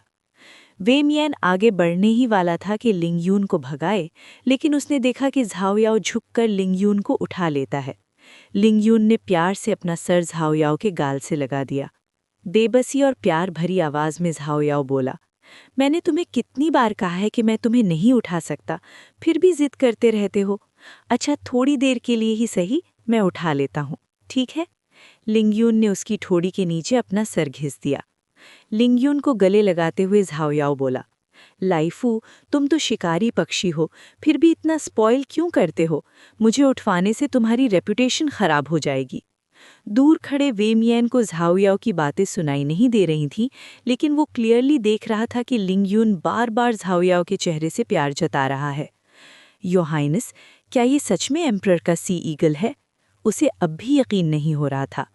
हाँ, यही लिंगयून है। लिंगयून और लिएहुओ दोनों 10वें भाई को बहुत पसंद करते हैं। उन्हें उसके पास रहना अच्छा लगता है। जानवर बहुत सेंसिटिव होते हैं, वो इंसान के दिल की सफाई और नियत महसूस कर लेते हैं। लिंगयून और लिएहुओ का 10वें भाई को पसंद करना ये साबित करता है कि वो सच में साफ दिल और नेक है। 10वां हाइनस इतना मासूम और प्यारा है, उसे कौन पसंद नहीं करेगा? बेमियान को झाओयाओ बहुत अच्छा लगता था, पर उसे उसकी चिंता भी रहती थी। अच्छा हुआ कि फोर्थ प्रिंस उसके साथ था। चलो वापस चलते हैं। जी यो हाइनस। इस बीच कुंडे हॉल के अंदर लियांग ज़ाओई अभी भी झाओयाओ के लौटने का इंतजार कर रही थी। लियांग ज़ाओई को देखते ही झाओयाओ तुरंत कंप्लेंट मोड में आ गया और एम्परर पर उसे बुली करने का इल्जाम लगा दिया। उसकी पूरी बात सुनने के बाद लियांग ज़ाओई के चेहरे पर बस बेबसी ही रह गई। जब तुम्हारे फादर कुंडे हॉल आएंगे तब मैं तुम्हारे लिए इंसाफ दिलाऊंगी। मदर, सच में? झाओयाओ की आंखें चमक उठी। हाँ, बिल्कुल सच। ये जानते हुए कि उसकी माँ एम्परर की ज्यादा पसंदीदा नहीं थी, झाओयाओ ने सर हिला दिया और बोला, मदर, रहने दो। ऐसे फादर के साथ खुद को ही बदनसीब समझने पड़ता है। लियांग ज़ाओई ने इस बात पर ज्यादा कुछ नहीं कहा और टॉपिक बदल दिया। थर्ड प्रिंस और बाकी लोगों के साथ जो हुआ, क्या तुमने लाई ई से करवाया था? मदर, मुबारक हो, आपने बिल्कुल सही गैस किया। लियांग ज़ाओई ने हाथ बढ़ाकर झाओयाओ के माथे पर हल्की सी थपकी दी। तुम्हें डर नहीं लगा कि थर्ड प्रिंस और बाकी लोग लाई ई और उन्हें नुकसान पहुंचा सकते हैं? मैंने लाई ई और बाकी सबको कोल्ड पैलेस भेज दिया है, झाओयाओ ने कामली कहा। अगले कुछ दिन तक मैंने उन्हें मना कर दिया है कि वो इम्पीरियल पैलेस मेरे पास ना आए। मदर, मुझे कोल्ड पैलेस जाकर उन्हें देखना होगा। जाओ, लियांग ज़ाओई ने सर हिलाकर कहा। कोल्ड पैलेस के सीक्रेट बेस में बिल्ली और कुत्ते पूरी लगन से ट्रेनिंग कर रहे थे। टोंग एन पास ही बैठा धूप सेक रहा था, ट्रेनिंग देखते हुए। जैसे ही झाओयाओ की आवाज़ सुनी, लाई लू और बाकी सब तुरंत रुक गए और दरवाजे की तरफ दौड़ पड़े। टोंग एन ने देखा कि बिल्ली कुत्ते अचानक रुक गए और एक एक करके दरवाजे की तरफ भागने लगे। सबने अपने छोटे से सर उठा लिए और खुशी से पूंछ हिलाने लगे। लेगा, इन्हें क्या हो गया? टोंग एन ने हैरानी से पूछा। प्रिंस आए हैं, टोंग ले ने बिल्ली कुत्तों के पीछे से कहा। ये सुनते ही टोंग एन भी जल्दी से खड़ा हो गया और टोंग ले के पास आ गया। थोड़ी देर बाद सीक्रेट बेस का दरवाज़ा बाहर से खुला और झाओयाओ अंदर आया। लाई लू और बाकी सब खड़े हो गए, पूंछ जोर जोर से हिलाते हुए। वो सीधा उस पर नहीं टूटे, बल्कि झाओयाओ के पास आने का इंतजार किया, फिर उसके इर्द गिर्द घूम गए। झाओयाओ जमीन पर बैठ गया और प्यार से बिल्ली कुत्तों को गले लगा लिया। बिल्ली कुत्ते उसके चेहरे और हाथों को लगातार चाट रहे थे। ज़ाओ याओ को इस तरह घिरा देखकर टोंग एन एक पल के लिए सलाम करना ही भूल गया। पिछले 2 दिन से जब वो कोल्ड पैलेस में था, ये बिल्ली कुत्ते उसके बिल्कुल करीब नहीं आए थे, बिल्कुल इंडिफरेंट थे। ज़ाओ याओ ने सबसे पहले चिंता से पूछा कि ट्रेनिंग के दौरान लाई लू और बाकी लोगों को चोट तो नहीं लगी। जब पता चला कि लगभग सब सेफ हैं, तब उसने चैन की सांस ली। फिर ट्रेनिंग की प्रोग्रेस पूछी। लाई लू और बाकी लोगों ने गर्व से बताया कि उनकी ट्रेनिंग बहुत अच्छी चल रही है। अब वो सारे ऑब्स्टिकल्स स्मूथली पार कर लेते हैं और हर बार और तेज हो रहे हैं। ये सुनते ही ज़ाओ याओ ने खुशी में उन्हें प्यार से किस कर दिया। लाई ई ज़ाओ याओ के आने पर सीधा उसके कंधे पर बैठ गया और अकड़ के बोला, याओ याओ, हमने अच्छा काम किया ना? बहुत अच्छा, ज़ाओ याओ मुस्कुराया। मैंने सुना थर्ड ब्रदर और बाकी अभी तक नहा ही रहे हैं। सीक्रेट बेस में बिल्ली कुत्ते लड़ते नहीं थे और बिल्ली छोटी चिड़ियों को खाती भी नहीं थी, इसलिए लाई ई और बाकी यहाँ बिल्कुल सेफ थे। हमने तुम्हारे लिए गुस्सा निकाल दिया। हाँ, तुमने किया, पर अभी के लिए इंपीरियल पैलेस मत आना। थर्ड ब्रदर ने लोग भेज दिए हैं स्पैरो और क्रो पकड़ने के लिए, और बाकी बर्ड्स को भी कह देना कि कुछ दिन पैलेस के पास ना आएं। अगर पकड़े गए तो खत्म। ठीक है, अभी नहीं आएंगे। अगर लाई क्यान और बाकी वापस आएं तो रात को मेरे पास आना। रात को थर्ड ब्रदर के लोग नोटिस नहीं कर पाएंगे। ठीक है, टोंग सी तुम्हारे लिए एप्पल्स और पेस्ट्रीज लाया है, जाकर खा लो। फिर ज़ाओ याओ ने पेड़ पर बैठे लाई वू और बाकी को बुलाया। लाई वू, नीचे आओ और खाओ। लाई वू ने पहले थोड़ा हेजिटेट किया, फिर उड़कर ज़ाओ याओ के कंधे पर आ बैठा और प्यार से उसके छोटे से चेहरे को रगड़ दिया। याओ याओ, मैं तुम्हें एक बात बताना भूल गया था। क्या बात? इस साल यहाँ गर्मी में बहुत बड़ी बाढ़ आने वाली है। लाई वू और बाकी बर्ड्स को मौसम भविष्यवाणी करने की खास एबिलिटी थी। ज़ाओ याओ का दिल जोर से धक से रह गया, उसका चेहरा सीरियस हो गया। साउथ में बड़ी बाढ़? पक्का? हाँ, वरना वो इतनी दूर कैपिटल तक हमें ढूंढने नहीं आते। बाढ़ कब आएगी? जल्दी? नहीं, गर्मियों में, ज़ाओ याओ ने गहरी सोच में कहा। अगर गर्मियों में है तो अभी तैयारी का टाइम है। उसे अपने ग्रैंड अंकल को ज़रूर खत लिखना होगा ताकि पहले से ही इंतज़ाम हो सके। लाई वू, ये बात बताने के लिए शुक्रिया। थर्ड प्रिंस और फिफ्थ प्रिंस ने अपने आप को इतनी जोर से रगड़ रगड़ कर नहाया कि उनकी स्किन तक जलने लगी। फिर भी उन्हें लग रहा था जैसे अभी भी बर्ड ड्रॉपिंग्स की बदबू उनसे चिपकी हुई हो। पकड़ लो सबको, एक भी मत छोड़ना, थर्ड प्रिंस ने गुस्से से कहा। उसका चेहरा अंधेरा था और पूरी बॉडी से खौफनाक ऑरा निकल रही थी। मैं उन्हें जिंदा की जिंदा चमड़ी उधेड़ दूंगा। काओ ई ने सावधानी से झुककर कहा, योर हाइनेस, इस सर्वेंट ने पहले ही लोग भेज दिए हैं, आप निश्चिंत रहिए, एक भी नहीं बचेगा। काओ ई थर्ड प्रिंस का क्लोज यूनिक था और उसके टेम्परामेंट को अच्छी तरह जानता था। आज स्पैरोज और क्रोज ने थर्ड प्रिंस की इज्जत और डिग्निटी दोनों मिट्टी में मिला दी थी। ये बात वो कभी भी आसानी से भूलने वाला नहीं था। कृपया शांत हो जाइए योर हाइनेस। अचानक थर्ड प्रिंस को कुछ याद आया। उसका चेहरा और भी ज्यादा भयानक हो गया। हुआ किंग मिला या नहीं? हुआ किंग का नाम सुनते ही काओ ई का शरीर टेंस हो गया। योर हाइनेस, अभी तक नहीं मिला। बैंग! थर्ड प्रिंस ने पास रखा टीकप उठाया और जोर से जमीन पर पटक दिया। टुकड़े उड़कर काओ ई के चेहरे पर लगे, छोटी छोटी चोटें आ गईं। काओ ई तुरंत घुटनों पर गिर गया, थर-थर कांपते हुए। योर हाइनेस, दया कीजिए। एक आदमी तक नहीं ढूंढ सकता, निकम्मा! इस वक्त थर्ड प्रिंस का चेहरा पूरी तरह विकृत था, बिल्कुल उसके रोज के सीधे सादे चेहरे जैसा नहीं। सर्वेंट्स ने सभी पैलेसेस छान मारे, लोगों से पूछा, किसी ने हुआ किंग को नहीं देखा। जमीन के अंदर घुस गया क्या? थर्ड प्रिंस ने व्यंग से कहा। योर हाइनेस, काओ ई ने हिम्मत जुटाकर कहा, इस सर्वेंट को शक है कि हुआ किंग जिंदा नहीं रहा। जिंदा नहीं? मेरा अंदाजा है कि हुआ किंग ने कुएं में छलांग लगा दी होगी, काओ ई बोला। वो पहले भी खुदकुशी की कोशिश कर चुका था, और कोई इंसान इंपीरियल पैलेस से ऐसे ही गायब नहीं हो सकता। सिर्फ एक ही पॉसिबिलिटी है कि वो मर चुका है। थर्ड प्रिंस ने सोचा, बात में दम तो है। जिंदा हो तो सामने लाओ, मरा हो तो लाश चाहिए, उसने ठंडे स्वर में कहा। चाहे खुद कुएं में कूदा हो, मुझे बॉडी देखनी है। योर हाइनेस, निश्चिंत रहिए, काओ ई ने जल्दी से कहा। इस सर्वेंट ने सभी कुओं की तलाशी के लिए लोग भेज दिए हैं, जल्द ही पता चल जाएगा। थर्ड प्रिंस का चेहरा थोड़ा शांत हुआ। काओई ने मन ही मन चैन की सांस ली। थर्ड प्रिंस ने हल्की सी हाँ में सिर हिलाकर हाथ उठाया। काओई तुरंत खड़ा हो गया। धन्यवाद योर हाइनेस। फिर थोड़ा हिचकिचाते हुए बोला, योर हाइनेस? सीधा बोलो, थर्ड प्रिंस ने झिड़का। कल से आपको लेट एम्प्रेस के लिए स्नान और उपवास करके बुद्धिस्ट स्क्रिप्चर्स कॉपी करने हैं, आप भूले तो नहीं? थर्ड प्रिंस सच में भूल गया था। मुझे याद है, उसने बेचैनी से कहा। काओई ने हिम्मत करके आगे कहा, मेमोरियल पीरियड के दौरान किसी को मारना पीटना ठीक नहीं होगा। अगर एम्परर को पता चला तो सज़ा पक्की है। थर्ड प्रिंस ने उसे घूर कर देखा। काओई के पैर कांप गए। इस सर्वेंट का मतलब सिर्फ ये है कि एम्परर लेट एम्प्रेस का बहुत सम्मान करते थे। इस दौरान कोई भी घटना उनका गुस्सा भड़का सकती है। थर्ड प्रिंस ने नज़र हटा ली। मैं इतना बेवकूफ़ नहीं हूं कि इस वक्त फादर को नाराज़ करूं। काओई ने तुरंत खुद को थप्पड़ मारा। इस सर्वेंट ने हद पार की। थर्ड प्रिंस ने हाथ हिला दिया। छोड़ो, और कुछ? योर हाइनेस, काओई ने कहा, पिछले साल मेमोरियल डे पर फिफ्थ प्रिंस ने शारीपुत्र भेंट किया था और एम्परर बहुत खुश थे। इस साल भी वो कुछ कीमती ला सकता है, सिक्स्थ प्रिंस भी। अगला साल आप अपना घर बसाने वाले हैं। इससे पहले एम्परर का कृपा पा गए तो शायद अच्छी ज़मीन मिल जाए। ये बात थर्ड प्रिंस के मन को भा गई। तुम ठीक कह रहे हो, मुझे अपनी एनोबलमेंट की तैयारी करनी चाहिए। जांगनाम हमेशा से समृद्ध और खूबसूरत रहा है। यांगजू में अभी रिबेलियन है, लेकिन अगले साल तक शांत हो जाएगा। वहां जाना कैसा रहेगा? थर्ड प्रिंस की मुरझाई हुई आंखों में तुरंत चमक आई। यांगजू अच्छी जगह है, वो जोश में खड़ा हो गया। मैं मदर कॉन्सोर्ट से मिलने जा रहा हूँ।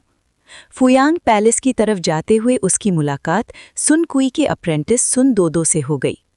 योर हाइनेस, सुन दोदो ने मुस्कुराकर झुककर कहा। उठो लिटिल सुन। फादर ने बुलाया है? हाँ, एम्परर आपको इंपीरियल स्टडी बुला रहे हैं। अंदर जाकर थर्ड प्रिंस ने एम्परर को सलाम किया। स्टिंगडे पैलेस का वो भयानक चेहरा यहाँ बिल्कुल गायब था। बर्ड्स पकड़ने का हुक्म क्यों दिया? खाने के लिए? थर्ड प्रिंस का दिल कांप उठा। वो तुरंत घुटनों पर गिर गया। फादर, मैं गुस्से में आ गया था। कल का दिन याद है? एम्परर की आवाज़ ठंडी हो गई। थर्ड प्रिंस का चेहरा सफ़ेद पड़ गया। वो भूल गया था कल लेट एम्प्रेस का मेमोरियल था। फादर, मुझसे गलती हो गई, प्लीज़ माफ़ कर दीजिए। निकल जाओ। थर्ड प्रिंस बिना रुके बाहर निकल गया। बाहर काओई का दिल डूब गया, लेकिन अगले ही पल थर्ड प्रिंस ने उसे लात मारी। तुमने मुझे पहले क्यों नहीं रोका? मेमोरियल पीरियड में खून बहाना मना है। काओई घुटनों पर गिर गया। इस सर्वेंट की गलती है, सज़ा दीजिए। बर्ड्स कैचिंग तुरंत बंद कराओ। जी। थर्ड प्रिंस सीधा फुयांग पैलेस चला गया। इंपीरियल स्टडी में सुन कुई ने एम्परर को देखा। अभी भी गुस्से में थे। सिर्फ 1 घंटे पहले वो 10th प्रिंस के साथ हंस रहे थे, और अब थर्ड प्रिंस को सख्त डांट। सच में कितना बड़ा फर्क। चैप्टर 88। बादशाह के बहुत से बेटे हैं, एक कम हो जाए तो कोई फर्क नहीं पड़ता।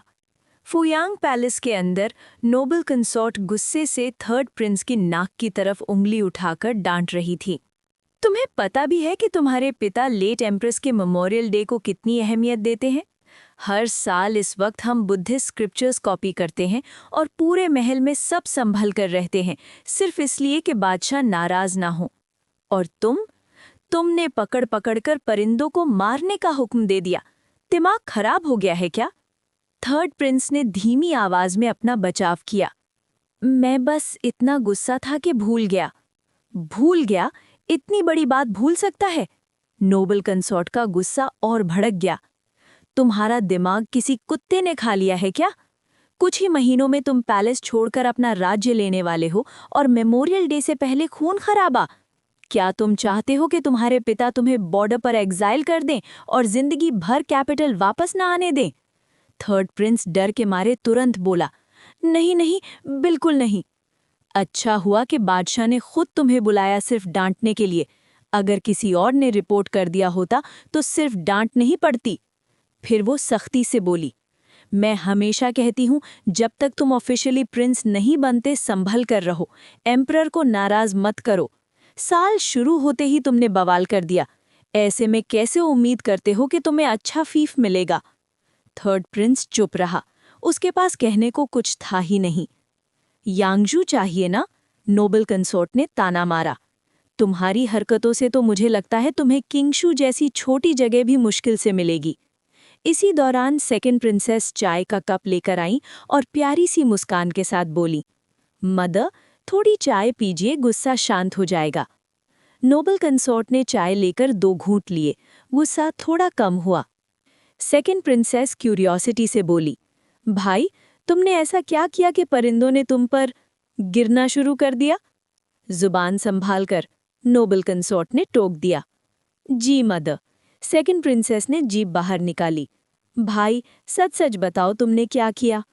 थर्ड प्रिंस ने बेचारा बनकर कहा, मैंने कुछ नहीं किया। अगर कुछ नहीं किया तो चिड़िया कौवे तुम्हें क्यों सता रहे थे? जरूर तुमने कुछ किया होगा और वो बदला ले रहे हैं। उसका अंदाजा बिल्कुल सही था। मैं उन बेकार परिंदों से क्यों उलझूं? थर्ड प्रिंस झल्लाया। सेकंड प्रिंसेस हंसकर बोली, शायद इसलिए क्योंकि तुम बहुत ज्यादा चमक धमक के कपड़े पहनते हो। थर्ड प्रिंस को ब्राइट रंग बहुत पसंद थे, पूरा मोर लगता था। भाई, थोड़ा सिंपल पहना करो। थर्ड प्रिंस ने घूर कर देखा। तुम्हें क्या जानूं, मेरे जैसे लुक्स हर कोई हैंडल नहीं कर सकता। मुझे लगता है तुम फिर से टारगेट बनना चाहते हो, सेकंड प्रिंसेस ने टीज किया। क्या तुम सच में मेरी बहन हो? बस करो, नोबल कंसोर्ट ने बात काट दी। सुन लो, आज से शांत रहो और रात के खाने में मीट नहीं। जी, थर्ड प्रिंस ने तुरंत माना। स्क्रिप्चर कॉपिंग के दौरान सिर्फ वही काम करो। अगर तुम्हारी कोई भी हरकत बादशाह तक पहुंची, तुम जानते हो अंजाम क्या होगा। चिंता मत कीजिए मदर, मैं कुछ नहीं करूंगा। नोबल कंसोर्ट की आवाज ठंडी और सच्चाई से भरी हुई थी। बादशाह के बहुत से बेटे हैं, एक कम हो जाए तो कोई फर्क नहीं पड़ता। थर्ड प्रिंस का चेहरा सफेद पड़ गया। मदर, इसका क्या मतलब है? मतलब ये कि बादशाह के लिए तुम्हारा होना या ना होना कोई नुकसान नहीं, लेकिन अगर तुम्हारी प्रिंसली टाइटल चली गई तो तुम कुछ भी नहीं हो। सेकंड प्रिंसेस भी शॉक्ड थी। मदर, क्या फादर इतने निर्दयी हो सकते हैं? नोबल कंसोर्ट ने ठंडी हंसी हंसी। यकीन नहीं होता? आजमा के देख लो। दोनों बहन भाई चुप हो गए। आजमाने की हिम्मत किसी में नहीं थी। नोबल कंसोर्ट ने गहरी सांस ली। समझ लो, बादशाह के लिए पहले राज्य, बाद में परिवार। वो पहले एम्परर हैं, फिर पिता। समझ गए, दोनों ने एक साथ सिर हिलाया। देर हो रही है, शिंगदे पैलेस वापस जाओ। बेटा विदा लेता है। जाते वक्त भी नोबल कंसोर्ट ने याद दिलाया, संभल कर रहना। Third hand. कुंडे हॉल। कुंडे हॉल में जाओ याओ अपने सेकंड अंकल के नाम खत लिख रहा था। उसने जांगनान में आने वाली गर्मी की बाढ़ से वार्न किया और कहा कि दादाजी को भी सूचित करें। खत लिखने के बाद उसने लाइफू को बुलाया और खत लियांग रुन को भेजने का हुक्म दिया। लियांग रुन ने खत पढ़कर हैरानी से आंखें फैला दी।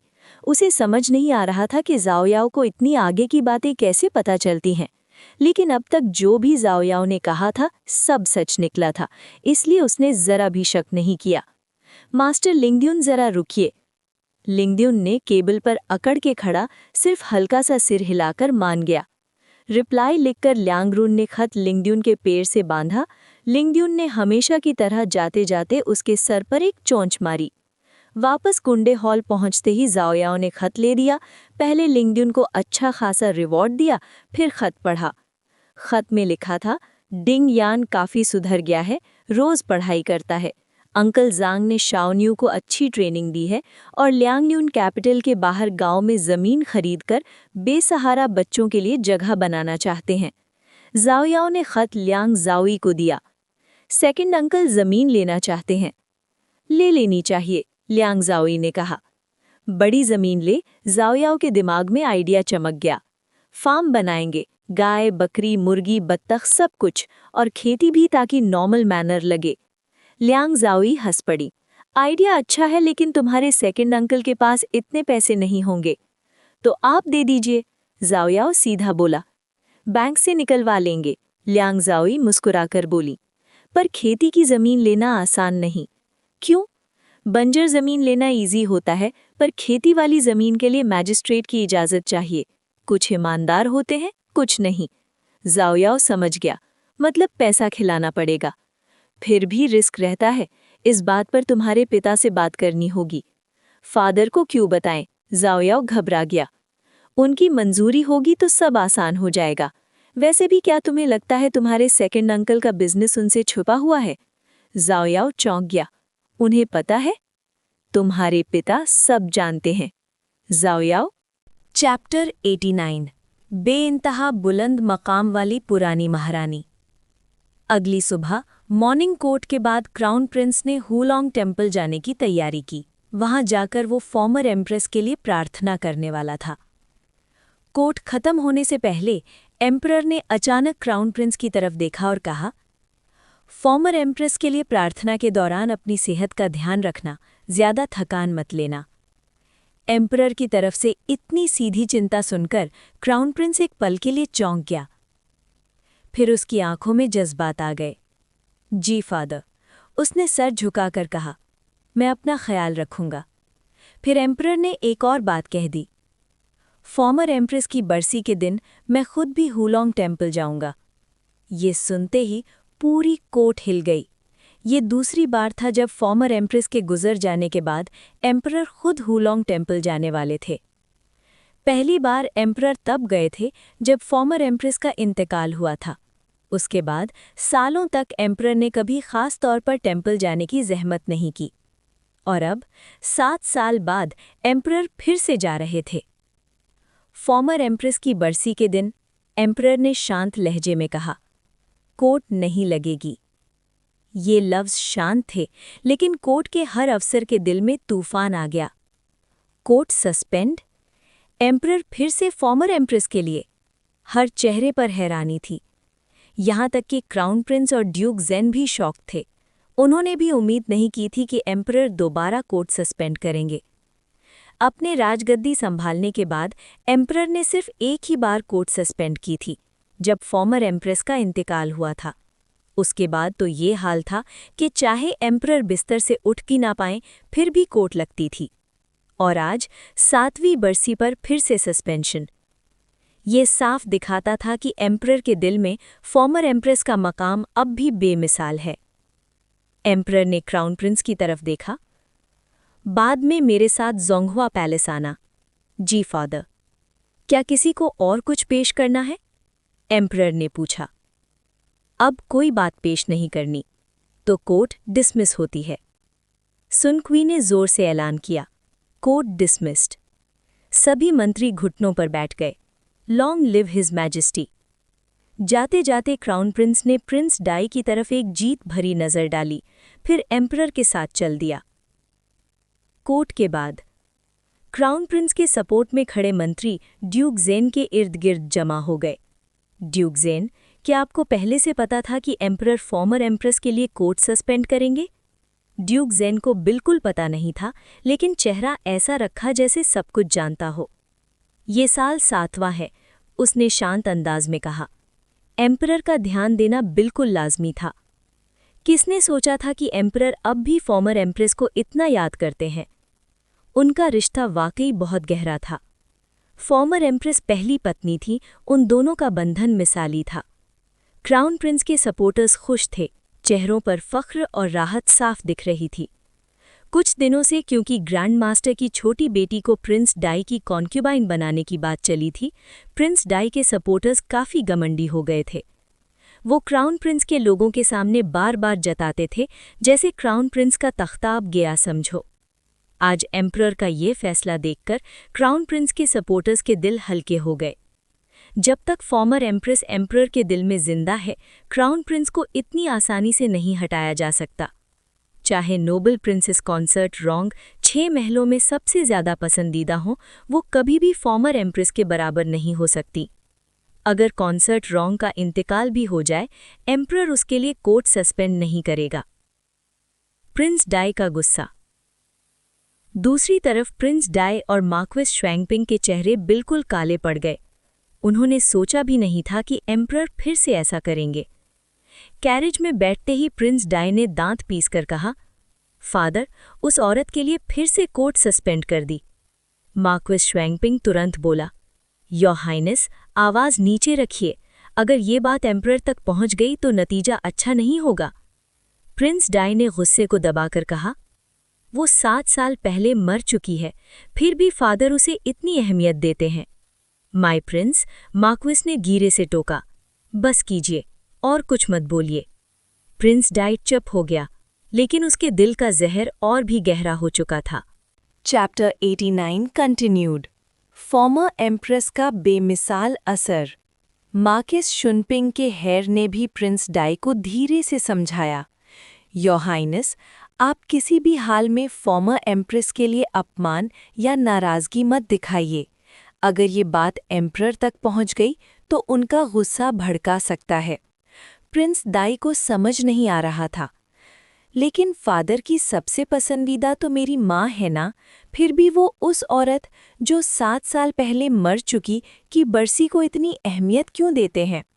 मार्किस शुनपिंग ने गहरी आवाज़ में जवाब दिया, फॉर्मर एम्प्रेस शायद वो औरत नहीं थी जिसे एम्परर सबसे ज़्यादा मोहब्बत करते थे, लेकिन एम्परर के दिल में उनका मकाम बिल्कुल अलग था। उसने आगे कहा, और जब तक ड्यूक ज़ेन जिंदा है, एम्परर को फॉर्मर एम्प्रेस के बरसी को इज्जत देनी ही पड़ेगी, चाहे सिर्फ ड्यूक मैंशन के लिए ही क्यों ना हो, वरना दुनिया कहेगी कि एम्परर एहसान फरामोश है। ये सुनकर प्रिंस डाई का मन थोड़ा शांत हुआ। मैं ड्यूक मैंशन को जल्दी या देर से ख़त्म कर दूंगा, प्रिंस डाई ने ठंडे लहजे में कहा। उसके दिल में वो बात बिल्कुल साफ थी, अगर उसे क्राउन प्रिंस बनना है तो ड्यूक मैंशन को हटाना ही पड़ेगा। एम्परर पहले ही ड्यूक मैंशन से सावधान है, मार्किस शुनपिंग ने सलाह दी। वो ज़्यादा दिन तक ऐसे ही नहीं रहेगा, योर हाइनेस, बस थोड़ा और सब्र रखना होगा। प्रिंस डाई ने ठंडी हंसी हंसी, फिर ड्यूक मैंशन को थोड़ी देर और घमंड में रह लेने दो। फिर मार्किस शुनपिंग ने बात बदली, इस वक्त सबसे ज़रूरी बात है आपकी शादी मिस कॉन्ग से। मुझे डर है कि ग्रैंड मास्टर कॉन्ग अपनी बेटी की इज्जत दांव पर लगा देगा, पर उसे प्रिंस डाई मैंशन में नहीं भेजेगा। 2 दिन पहले ही ग्रैंड मास्टर कॉन्ग खुद एम्परर से मिलने गया था और शादी से साफ इनकार कर दिया था, लेकिन एम्परर ने माना नहीं।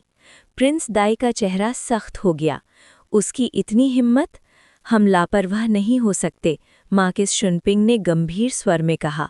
चाहे उसकी बेटी आने से मेरी पोजीशन पर असर पड़े, लेकिन प्रिंस डाई के क्राउन प्रिंस बनने के लिए कॉन्ग फैमिली का सपोर्ट ज़रूरी है।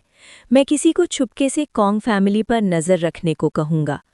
दूसरी कैरेज में, एक और कैरेज के अंदर प्राइम मिनिस्टर है, ग्रैंड मास्टर ल्यू और कुछ और बड़े अफसर एम्परर के फैसले पर चर्चा कर रहे थे।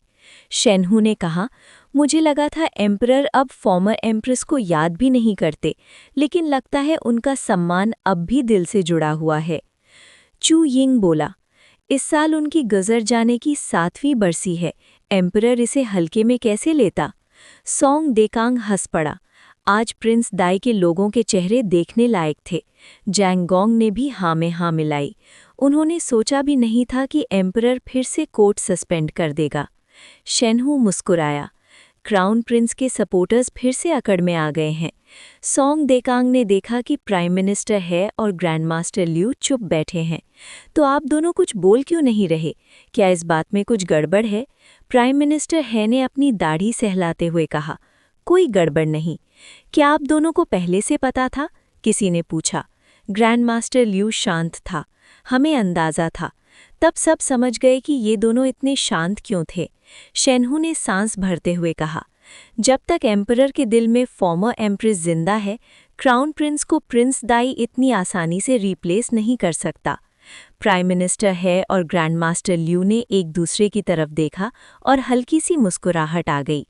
सोंग देकांग बोला, लगता है अभी क्राउन प्रिंस के लिए चिंता करने की ज़रूरत नहीं। प्राइम मिनिस्टर है हंसकर बोला, तुम कब से क्राउन प्रिंस के बारे में चिंता करने लगे? ग्रैंड मास्टर ल्यू ने भी ऐड किया, क्राउन प्रिंस को तुम्हारी चिंता की ज़रूरत भी नहीं। शेनहू तुरंत बोला, हम क्राउन प्रिंस नहीं, फॉर्मर एम्प्रेस की चिंता कर रहे हैं। इस बात पर प्राइम मिनिस्टर है और ग्रैंड मास्टर ल्यू चुप हो गए। जुंगवा पैलेस। इसी वक्त एम्परर क्राउन प्रिंस को जुंगवा पैलेस ले आए। ये वही महल था जहां कभी फॉर्मर एम्प्रेस रहती थीं। उनके इंतकाल के बाद एम्परर ने इसे एक श्राइन बना दिया था और किसी को भी वहां रहने की इजाज़त नहीं थी। मेन हॉल में कदम रखते ही सबसे पहले सामने आई फॉर्मर एम्प्रेस की तस्वीर। तस्वीर में वो एम्प्रेस के शाही लिबास में थी, नज़ाकत भरे चेहरे, नर्म आंखें और एक शांत सी मुस्कुराहट। पेंटर ने उनकी रूह तक पकड़ ली थी। सिर्फ तस्वीर देखकर ही लगता था वो सच में एक बेहद नर्म दिल औरत थीं। तस्वीर के सामने ताज़े फूल, फल और वो मिठाइयाँ रखी थीं जो उन्हें जिंदगी में पसंद थीं। एम्परर ने 3 अगरबत्तियों को जलाया और तस्वीर के सामने रख दिया। क्राउन प्रिंस ने घुटनों के बल बैठकर 3 बार माथा टेका। फादर, क्राउन प्रिंस ने धीरे से कहा, कल रात मैंने माँ का सपना देखा। उसकी आंखें लाल थीं, आवाज़ भारी। माँ ने कहा वो उस दुनिया में ठीक है और हमें उनकी चिंता नहीं करनी चाहिए। ये सपना झूठ नहीं था। माँ ने ये भी कहा कि ट्वान अच्छा ग्रो कर रहा है। फॉर्मर एम्प्रेस बच्चों से बहुत प्यार करती थीं। बस अफसोस वो ट्वान को जन्म देखते हुए नहीं देख पाईं। एम्परर ने तस्वीर को देखा, कुछ नहीं बोला। क्राउन प्रिंस ने बात जारी रखी। फादर, माँ ने कहा आप उनकी मौत के लिए खुद को दोषी ना माने। उन्होंने कभी आपसे शिकायत नहीं की और नहीं चाहती कि आप खुद को सज़ा दें। ये बात क्राउन प्रिंस ने अपनी तरफ से जोड़ी। एम्परर ने हल्की सी सांस भरी। तुम्हारी माँ हमेशा दूसरों के बारे में सोचती थीं, कभी नहीं चाहती थीं कि मैं परेशान हूँ। वो वाकई ऐसी ही थीं। सच तो ये था कि फॉर्मर एम्प्रेस ने अपनी बीमारी न सिर्फ एम्परर से छुपाई थी, बल्कि क्राउन प्रिंस से भी छुपाई थी। मदर मुझे डांटती थीं कि मैं काबिल नहीं हूँ और आपको मेरी वजह से चिंता होती है। Thank you. चैप्टर 90। एम्प्रेस शे सबसे ज्यादा लेट एम्प्रेस से नफरत करती है। योंगशन पैलेस में जब नोबल प्रिंसेस कंसॉर्ट रोंग को पता चला कि लेट एम्प्रेस की डेथ एनिवर्सरी पर एम्परर कोर्ट सस्पेंड करने वाले हैं, तो उसके हाथ से एक टी कप फिसलकर गिर गया। गरम चाय उसके कपड़ों पर फैल गई। ये देखकर जिन मे ने तुरंत कप के टुकड़े उठाए और जल्दी से बोली, योर हाइनेस, आप पहले बेडरूम जाकर कपड़े बदल लीजिए। नोबल प्रिंसेस कंसॉर्ट रोंग ने जिन मे का हाथ जोर से पकड़ लिया और बेचैन होते हुए पूछा, ये सच है? हिज मैजेस्टी वाकई लेट एम्प्रेस की एनिवर्सरी पर कोर्ट सस्पेंड करेंगे? जिन मे को दर्द हुआ, पर उसने बर्दाश्त किया और बोला, जी हाँ योर हाइनेस, ये बात हिज मैजेस्टी ने खुद कही है। फिर उसने देखा कि नोबल प्रिंसेस कंसॉर्ट रोंग का चेहरा उदास हो गया, तो तुरंत उसे तसल्ली देने लगी। योर हाइनेस, इस साल लेट एम्प्रेस के गुजर जाने को 7 साल हो गए हैं। ये सबसे इम्पॉर्टेंट साल होता है, इसलिए हिज मैजेस्टी का कोर्ट सस्पेंड करना बिल्कुल भी अजीब नहीं है। आप ज्यादा मत सोचिए। पिछले कुछ सालों में हिज मैजेस्टी ने कभी कोर्ट सस्पेंड नहीं किया। नोबल प्रिंसेस कंसॉर्ट रोंग के दिल पर जैसे बोझ सा आ गया। मुझे याद है 2 साल पहले जब हिज मैजेस्टी बहुत ज़्यादा बीमार थे, बेड से उठ भी नहीं पा रहे थे, तब भी हम सबके मना करने के बावजूद वो कोर्ट गए थे। हिज मैजेस्टी के लिए कोर्ट के काम सबसे ज़्यादा इम्पॉर्टेंट होते हैं, फिर भी आज वो लेट एम्प्रेस के लिए कोर्ट सस्पेंड कर रहे हैं। इससे साफ पता चलता है कि वो उनके लिए कितनी इम्पॉर्टेंट थी। उसके दिल में जलन अनकंट्रोलेबली बढ़ने लगी। योर हाइनेस, हिज मैजेस्टी का कोर्ट सस्पेंड करना बस दुनिया को दिखाने के लिए है, ड्यूक जेन कंट्री मैंशन को दिखाने के लिए है। आप जानती हैं ना, शे फैमिली पर इंपीरियल फैमिली का एहसान था। अगर हिज मैजेस्टी लेट एम्प्रेस को इम्पोर्टेंस न दिखाएं तो लोग उन्हें नाशुक्र कहेंगे। क्या सच में? इस वक्त नोबल प्रिंसेस कंसॉर्ट रोंग का यूजुअल कॉन्फिडेंस गायब था। क्या वाकई बस इतना ही है? बिल्कुल, जिन मे ने पूरे यकीन से कहा, योर हाइनेस, प्लीज़ ज़्यादा मत सोचिए। एम्प्रेस को पता है कि आप लेट एम्प्रेस को लेकर सेंसिटिव हैं, इसलिए वो जानबूझकर आपको प्रोवोक करती हैं ताकि आप हिज मैजेस्टी के सामने अपना कंपोजर खो दें। आप एम्प्रेस के जाल में मत फंसिए। एम्प्रेस शे का नाम सुनते ही नोबल प्रिंसेस कंसॉर्ट रोंग का चेहरा बदल गया, आंखों में जहर आ गया। लेट एम्प्रेस के लिए जो जलन थी, वो पल भर में एम्प्रेस शे के लिए नफरत में बदल गई। वो लेट एम्प्रेस से डायरेक्टली नफरत करने की हिम्मत नहीं करती थी, इसलिए सारा गुस्सा एम्प्रेस शे पर निकालती थी, जो उसकी नज़र में उसकी राइटफुल जगह छीन कर बैठी थी। योर हाइनेस, सच तो ये है कि एम्प्रेस शे लेट एम्प्रेस की आपसे भी ज़्यादा परवाह करती है। चाहे लेट एम्प्रेस उसकी बहन थी, लेकिन दोनों की माँ अलग थी। लेट एम्प्रेस शे फैमिली की कॉन्क्यूबाइन बॉर्न बेटी थी, जबकि एम्प्रेस शे लेजिटिमेट डॉटर थी। एक लेजिटिमेट बेटी होकर सक्सेसर बनना, क्या आपको लगता है कि उसे बिल्कुल भी बुरा नहीं लगता? नोबल प्रिंसेस कंसॉर्ट रोंग ने ठंडी हंसी हंसी। बुरा लगता है? ऑफ कोर्स लगता है। वो बाहर से जेंटल और वर्चुअस दिखने का नाटक करती है, पर अंदर से सबसे जहरीली वही है। एम्प्रेस शे की दुश्मन होने के नाते नोबल प्रिंसेस कंसॉर्ट रोंग उसे अच्छी तरह समझती थी। शे फैमिली की लेजिटिमेट डॉटर होने के नाते वो नेचुरली लेट एम्प्रेस को नीचे समझती है, पर ये उसकी सबसे बड़ी नफरत की वजह भी नहीं है। उसे सबसे ज्यादा नफरत इस बात से है कि लोग हमेशा उसकी कंपैरिजन लेट एम्प्रेस से करते रहते हैं। अगर वो कुछ अच्छा करे तो लोग कहते हैं लेट एम्प्रेस की बहन है तभी तो इतनी अच्छी है, और अगर वो कुछ गलत करे तो लोग कहते हैं लेट एम्प्रेस जैसी तो बिल्कुल नहीं है। पिछले कुछ सालों में उसने सबके सामने जेंटल और वर्चुअस होने का रोल निभाया, थोड़ी बहुत तारीफ भी मिली, पर कभी भी किसी ने ये नहीं कहा कि वो लेट एम्प्रेस से बेहतर है। वो जो भी करे लेट एम्प्रेस से आगे नहीं बढ़ सकती। वो हमेशा लेट एम्प्रेस की परछाई में जीती है। बताओ, क्या वो लेट एम्प्रेस से नफरत नहीं करेगी? मुझे पूरा यकीन है एम्प्रेस शे लेट एम्प्रेस से जान से भी ज्यादा नफरत करती है। एम्प्रेस शे का ख्याल आते ही नोबल प्रिंसेस कंसॉर्ट रोंग का पहले वाला उदास मूड चला गया। इस पैलेस में सिर्फ एम्प्रेस शे ही थी जो उसके अंदर फिर से लड़ने का जज्बा जगा सकती थी। मेरे मुकाबले शे ही ज्यादा बेचारी है। बिल्कुल, योर हाइनेस, ये थोड़ा गर्व से कहा।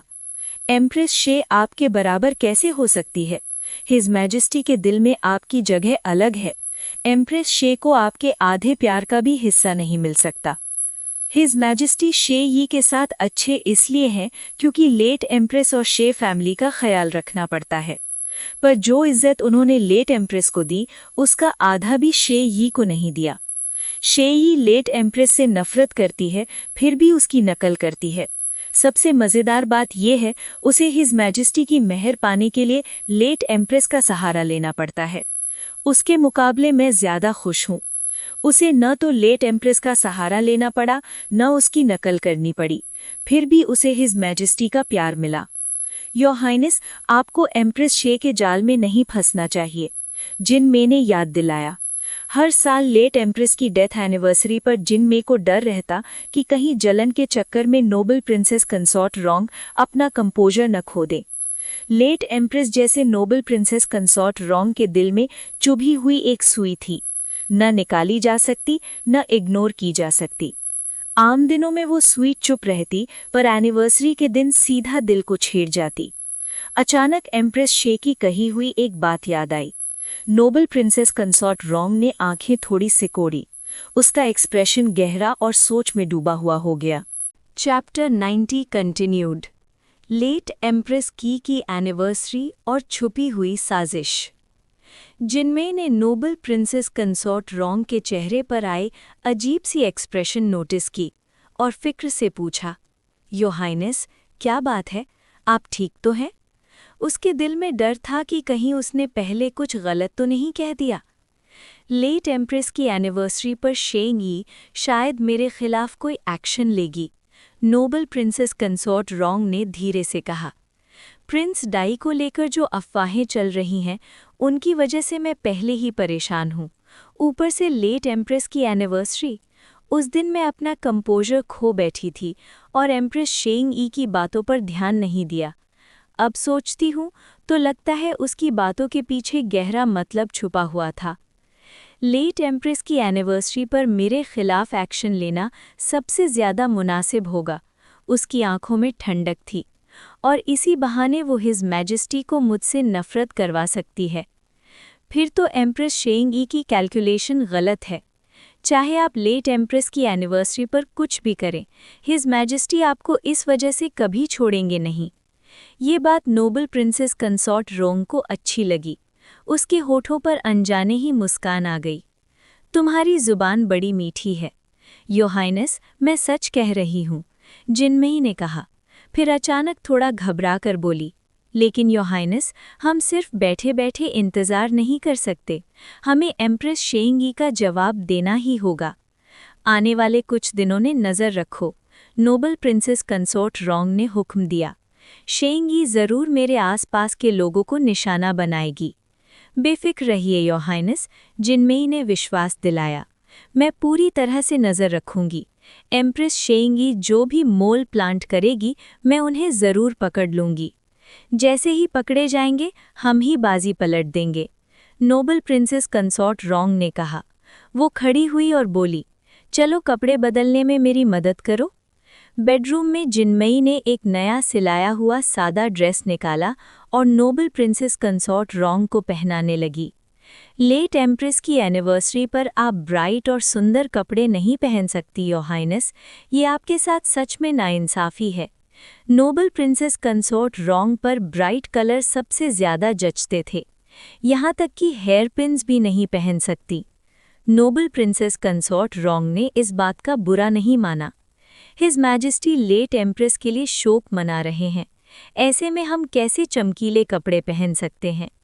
फिर भी जिनमेई मुस्कुराई। सिंपल कपड़ों में भी आप दुनिया की सबसे खूबसूरत औरत ही रहेंगी। नोबल प्रिंसेस कंसोर्ट रोंग ने हल्का सा जिनमेई के गाल को छुआ और मजाक में डांटा, क्या तुम्हारी छोटी सी जुबान पर शहद लगा है? मैं सच कह रही हूँ योर हाइनेस, एम्प्रेस शेंगी आपके सामने बिल्कुल फीकी पड़ जाती हैं। नोबल प्रिंसेस कंसोर्ट रोंग ने तंज किया। खूबसूरती के मामले में शेंगी मेरे बराबर आने लायक भी नहीं। एम्प्रेस शेंगी तो लेट एम्प्रेस से भी कंपेयर नहीं हो सकती, जिनमेई ने तुरंत कहा।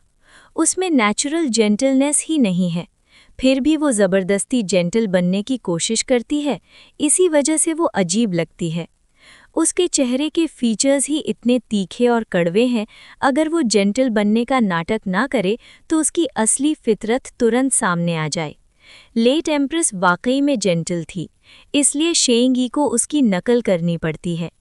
लेट एम्प्रेस की जो नरमी थी, वो एम्प्रेस शेंगी कभी कॉपी नहीं कर सकती। सच कहूँ तो लेट एम्प्रेस वाकई दिल से जेंटल थी, जितनी जेंटल औरत जिनमेई ने अपनी ज़िंदगी में कभी नहीं देखी थी। जेंटल एज वाटर जैसे शब्द लेट एम्प्रेस के लिए बिल्कुल सही थे। नोबल प्रिंसेस कंसोर्ट रोंग ने अपना अपीयरेंस ठीक किया और जिनमेई के साथ स्टडी में चली गई, जहां वो लेट एम्प्रेस के लिए बुद्धिस्ट स्क्रिप्चर्स कॉपी करने लगी। लिखते लिखते उसके दिमाग में एक ख्याल आया। एम्परर की गद्दी संभालने से पहले लेट एम्प्रेस हमेशा सेहतमंद रही थी। वो देखने में नाजुक लगती थी पर कमज़ोर नहीं थी। उसकी यादों में लेट एम्प्रेस बहुत कम बीमार पड़ी थी। क्राउन प्रिंस और प्रिंसेस के जन्म के वक्त भी सब कुछ स्मूथ रहा, बिल्कुल उसके अपने प्रिंस डाई के जन्म के उलट, जहां हालात बिगड़ने के करीब पहुंच गए थे। एम्परर के राजगद्दी संभालने के बाद दोनों ही काफ़ी व्यस्त हो गए, फिर भी लेट एम्प्रेस बिल्कुल ठीक दिखती थी। पर सिर्फ कुछ ही सालों में लेट एम्प्रेस अचानक बहुत बीमार पड़ी और फिर थोड़े ही वक्त में उसका देहांत हो गया। योर हाइनेस, आप क्या सोच रही हैं? जिनमेई ने देखा कि नोबल प्रिंसेस कंसोर्ट रोंग लिखते लिखते रुक गई हैं। आंखों में गहरी सोच थी। मैं बस ये सोच रही हूँ कि लेट एम्प्रेस की बीमारी कितनी अचानक आई और चली गई। जिनमेई समझ गई कि नोबल प्रिंसेस कंसोर्ट रोंग किस बात पर शक कर रही हैं। क्या आपको लगता है कि लेट एम्प्रेस की बीमारी में कुछ गड़बड़ थी? मुझे बस अचानक लगा कि सब कुछ बहुत ज़्यादा तेज़ी से हुआ। अगर लेट एम्प्रेस की बीमारी में कुछ मसला होता तो हिज मैजेस्टी कभी उसे यूं ही नहीं छोड़ते। जिनमेई को यकीन था कि सब नॉर्मल था। इंपीरियल फिजिशियन ने भी तो कहा था ना, सालों की थकान जमा हो गई थी जो अचानक बहुत ज़्यादा भड़क उठी थी।